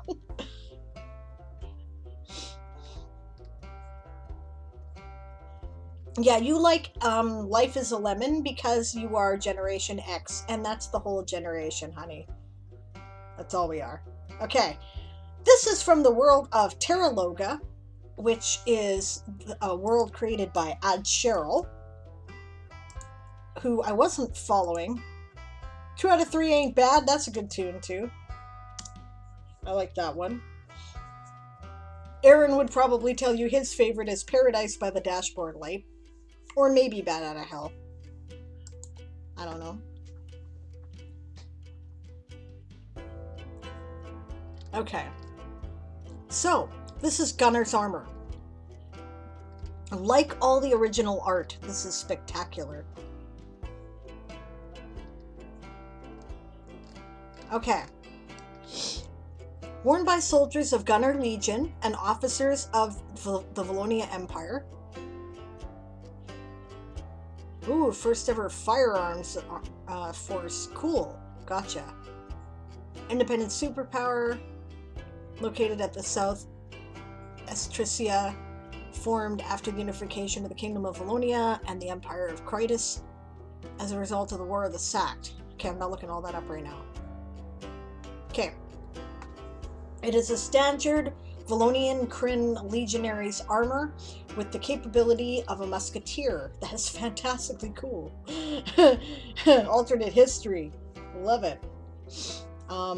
It can protect its wearer against all sorts of attacks and to be easier to recognize on the battlefield, creating the feel of harmony to friends and fear to foes. We'll look at her sidebar here. I assume her. He forgot his belt. Haha. That's a nice little CSS trick there. Clever. Like that. Item type armor, owning organization, Valonia Empire, raw materials and components, metals, iron, brass, amethyum, the alloy consisting of steel and calastropium, and leathers. Neat.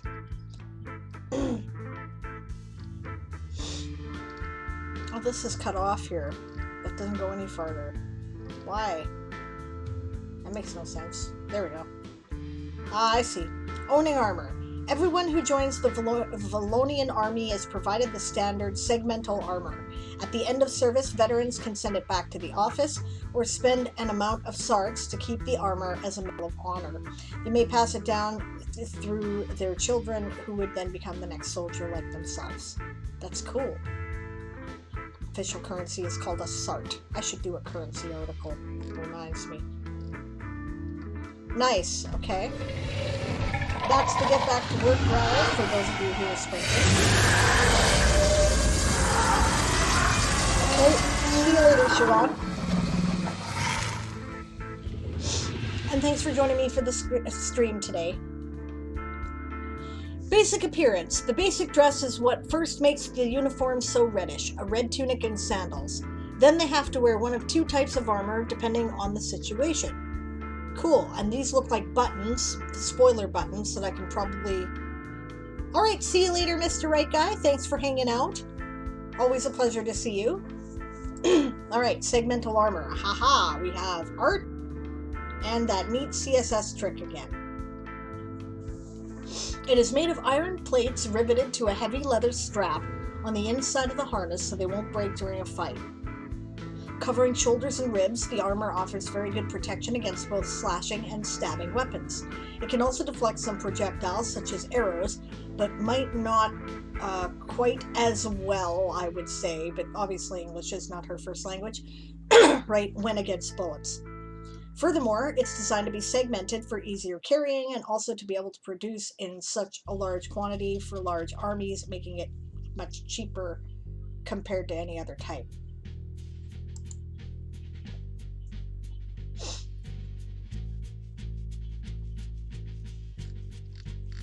I'm going to add a comment. I'm going to put it down there now while I remember. This is a lovely well done article. Love the art and the styling.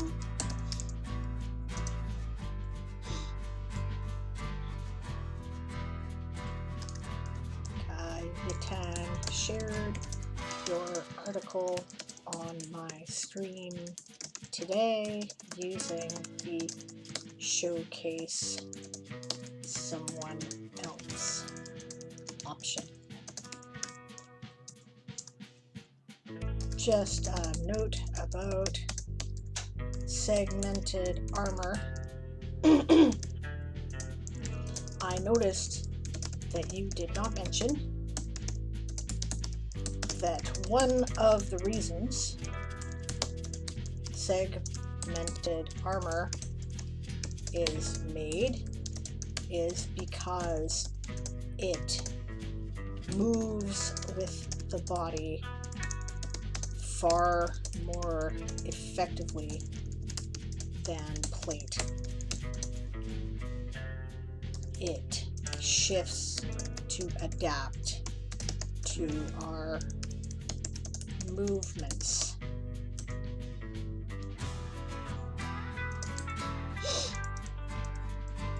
While still protecting our vital parts. It's more time consuming to make because you have to attach each segment and individually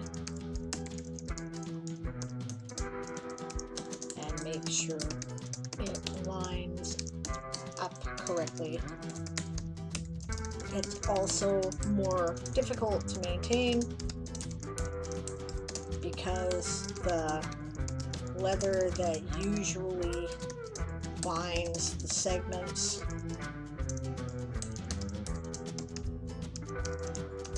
or silk in some cases rots and dries out more easily. Rots and dries out, well, yeah. But in my opinion, having worn both segmented and plate armor, at least briefly, it's worth it. There. Now, wanted to do that before I forgot about it. The dragon demands work.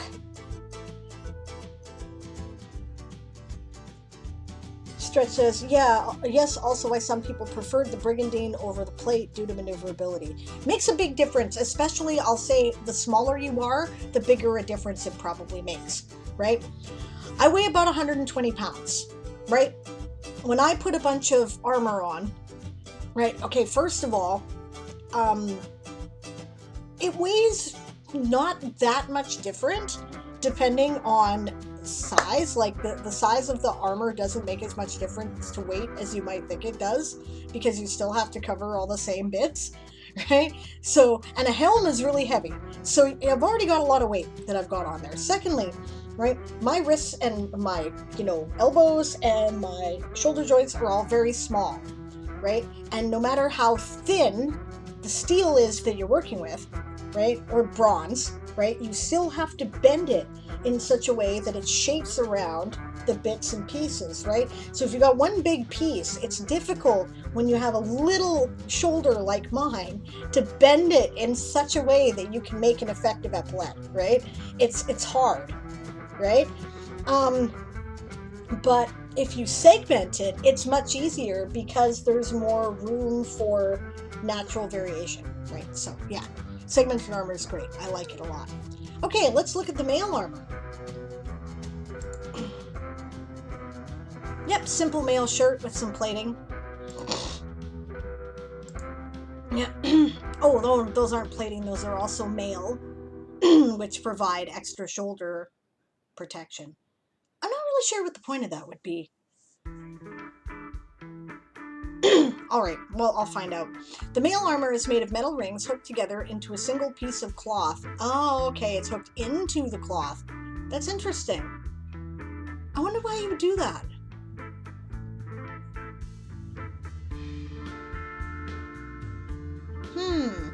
Because normally you have like a mail shirt and it goes over a gambazon, which is a quilted fabric bit that prevents the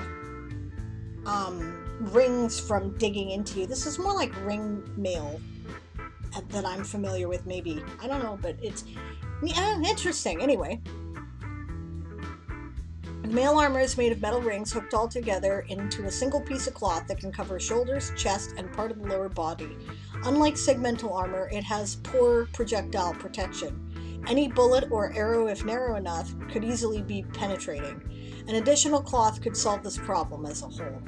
Preferred by much higher ranked officers, this type of armor can be worn like a shirt, making it very comfortable. However, the mail armor is expensive due to its difficulty to produce and the skilled craftsman required. Also, each one of those rings has to be like bent and then linked together, right? And then you have to make sure that they close properly, right? It's time consuming, right? It's not incredibly difficult, but it is time consuming. So I really don't get this bit.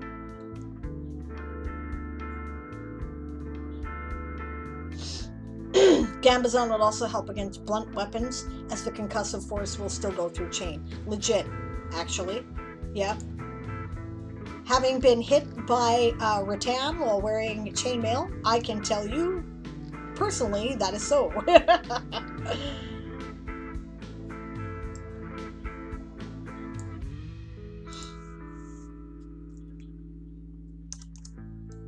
The undercloth piece you're thinking of for the mail armor is called gambazon, which is a quilted shirt. Oh, it's my own fault, dropped my right, And it just kind of got me like here, right? So it was a good slap. I had a bruise and I had some, you could see some of the little marks of the chainmail in the bruise. So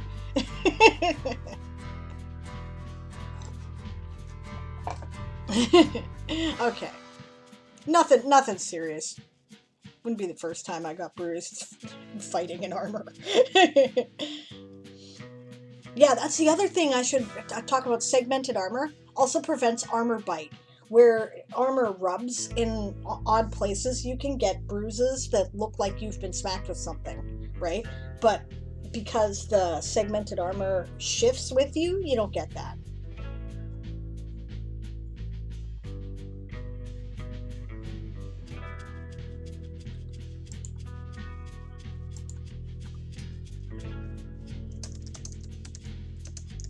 I should mention that.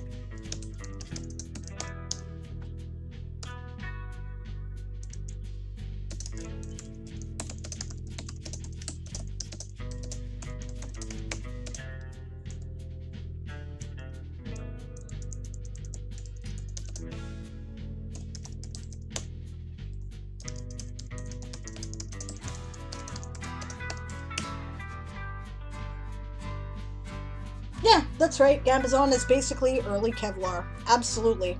It's designed to absorb impact. That's why it's quilted. Yep, absolutely right. I agree with that completely.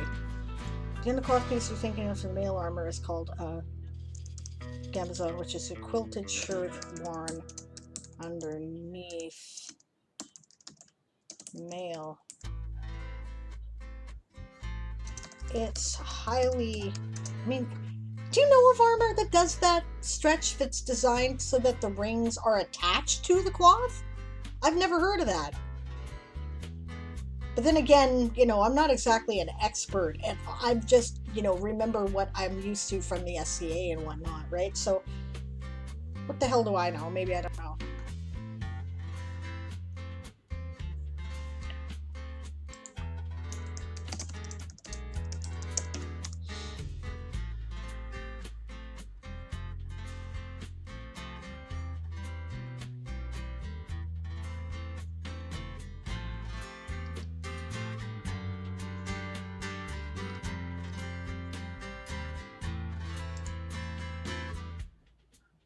Yeah, I can't think of any, only the small plates on Brigandine. That's what I thought.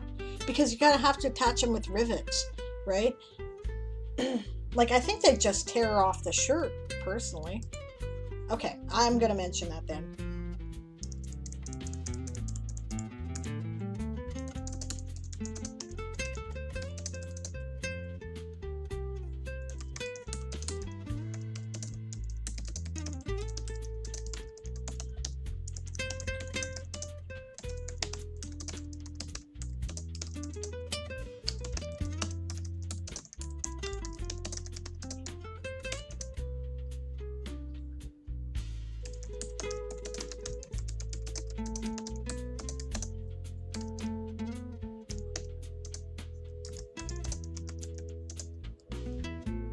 Yeah, or splint armor. Yeah, exactly.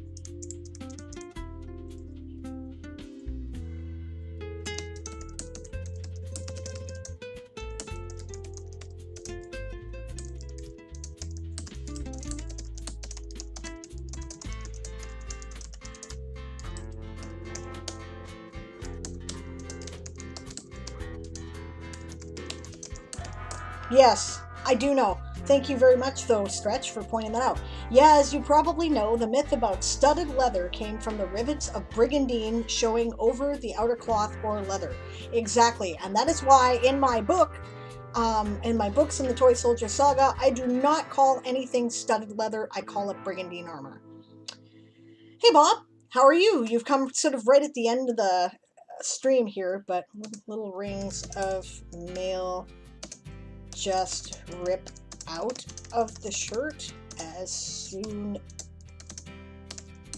as they were hit by something, if they were directly attached. I think I may have asked about that at one point in the SCA, which is why I'm mentioning that. But anyway, yeah. I love the design on this. This is really cool. Helmet. Aha! See, she's smart. There's a helmet. The signature iron helmet offers maximum protection to the soldier's head. A neck plate, cheek pieces, and a brow band all help cushion the blow of an enemy weapon. A higher rank officer includes the colored feather crest attached to the top, making them easily recognized in the public and on the battlefield. Yep, makes sense. The helmet looks right. There's another thing you need to know. Do not directly attach the steel to your head. Because then it has no impact absorption, right? Most, or bronze, right? Or iron, or whatever it is you're using, right? Try to put some, like, most helms have, like, leather straps on the inside that are where your head actually sits, and it's kind of designed so that the metal doesn't actually come in contact with your skull. Because if you get hit with a club and it bends, you're still going to crack your skull. So what the hell good was that, right? You know, and most of them have some kind of padding, or they wear cloth underneath it or something. Yeah. Yeah, and some of the helmets could also be boiled leather. Yep. Makes sense. She said they're iron here, though, right? Bob says, yep. RL than dinner, which was a wonderful 6-ounce Jack Daniels burger. That sounds delicious. I'm coming over. Okay. All right. But anyway, yeah. I mean, you know, the Roman helmet was well designed. That is the Roman helmet. Looks good. Loadout and other equipments. The belt is made of leather and has metal plates for both decoration and reinforcement. At the front is an apron of leather straps decorated with metal discs and pendants, which at its tip is carved, that's what I think she was trying to say, an illustration of the emblem of Val. Oh, that's nice. What a lovely tooltip. I need to know what the hell she's doing for styling, because I gotta borrow some of this shit. Okay. Crystal musket, the primary weapon.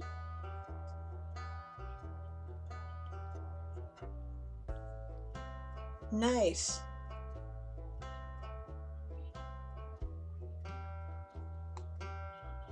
Okay.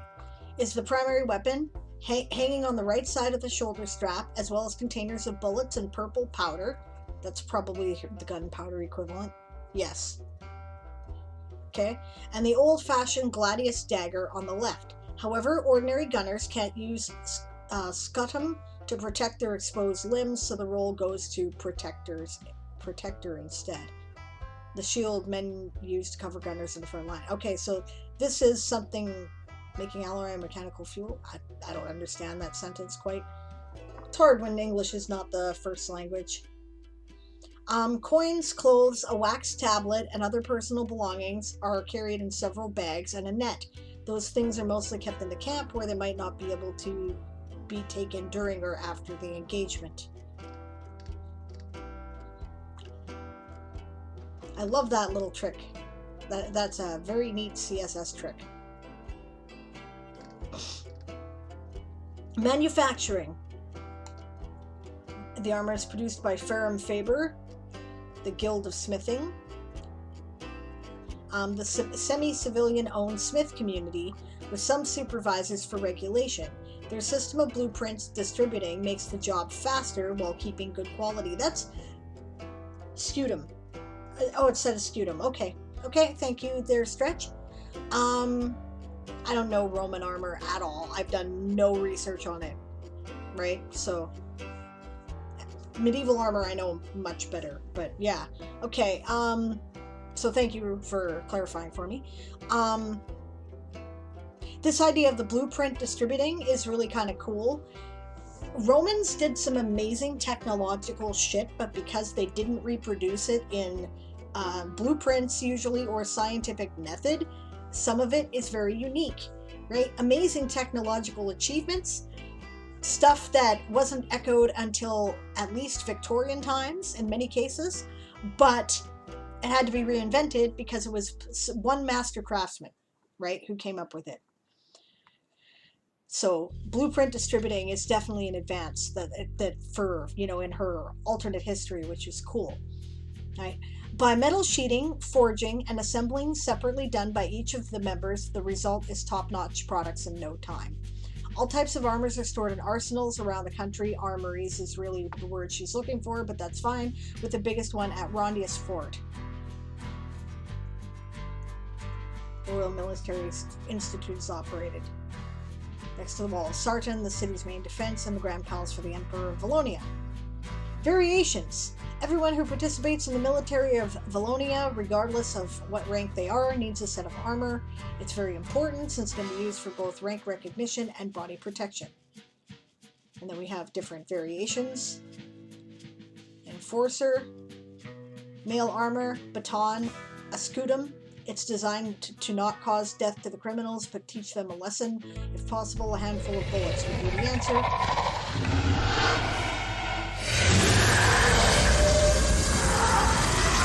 So they're basically tops, except they didn't really separate that much in Rome, as I recall. Catasturian? Catasturian. Yeah, Catasturian. Sorry. The general of a legion wears a special mail armor made of amethyum? Yeah. The strongest metal ever made that emits a slight purple. Okay. Alright. A helmet with red feather crest makes them recognizable within their legion. The Legion. Catasturian but cooler. The blackened chest plate and mail suit entirely made of amethyum and a fancy purple feather crest. Purple is considered a royal color and therefore being applied to represent themselves as royal guards.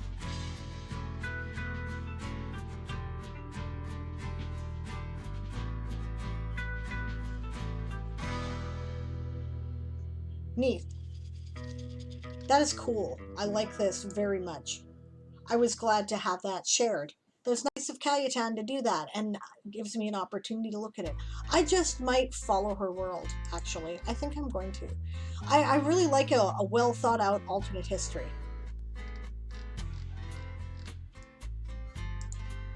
I will join. There was a big meteorite that crashed and that gave them some technology they didn't otherwise have. That's neat. Stretch says, I know a little about Roman armor. Not sure if it's covered in this article. Been distracted by Minecraft, but the Roman torso armor is called the Lorica segmentata. Yes, I did know that much. It's cool. No, it wasn't covered in the article, actually. But what a well-written article, and really neat that we had the opportunity to look at it when I otherwise would not have seen it. So that's great. All right, we are well past the end. Well, no, we're not. We're only a couple minutes past the end of the stream here. So it's time for me to raid someone else. Who is up at the moment?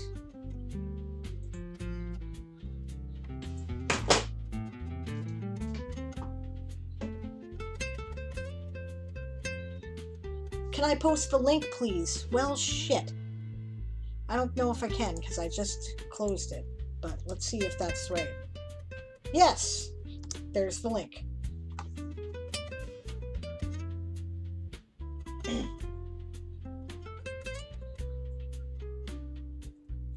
Well, looks like the Closet Forge is up, and Tal is up. Anybody else supposed to be up who's not up? Probably not on Wednesday.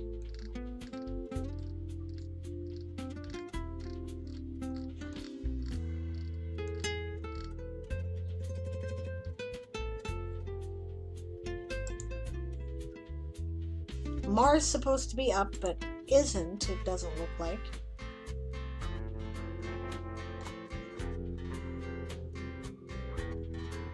Geeks Anonymous is supposed to be up, but isn't. Yeah, no worries. So which one, guys? Tal or the Closet Forge? I'm happy to do either. Both are friends of the channel.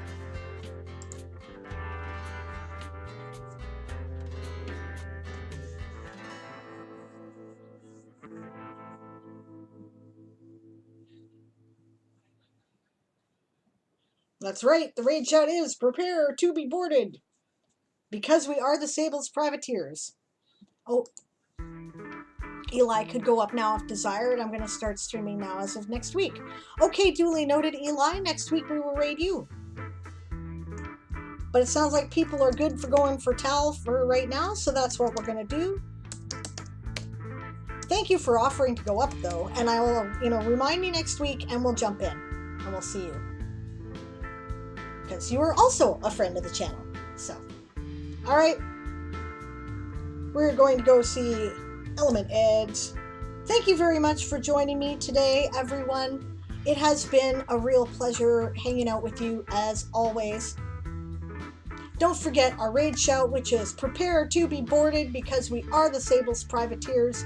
Reminder that tomorrow there is likely to be a stream, but what that stream is going to look like is depends on how I react to my COVID vaccination, right? So it might be Diane Actually Writes, it might be a sprint lobby, and Erin might be covering for me depending on how sick I get. So, thanks again, everybody. Let's see, coming up, we are still planning on doing our 500 followers celebration on Monday, the 24th of May at 1 p.m. Pacific, 1 p.m. Pacific, 4 p.m. Eastern, 8 p.m. GMT or UTC, and then of course, I'm back tomorrow, 2 p.m. Pacific, 5 p.m. Eastern, 9 p.m. UTC. Have a lovely day, afternoon, or evening, everyone, and we will see you then.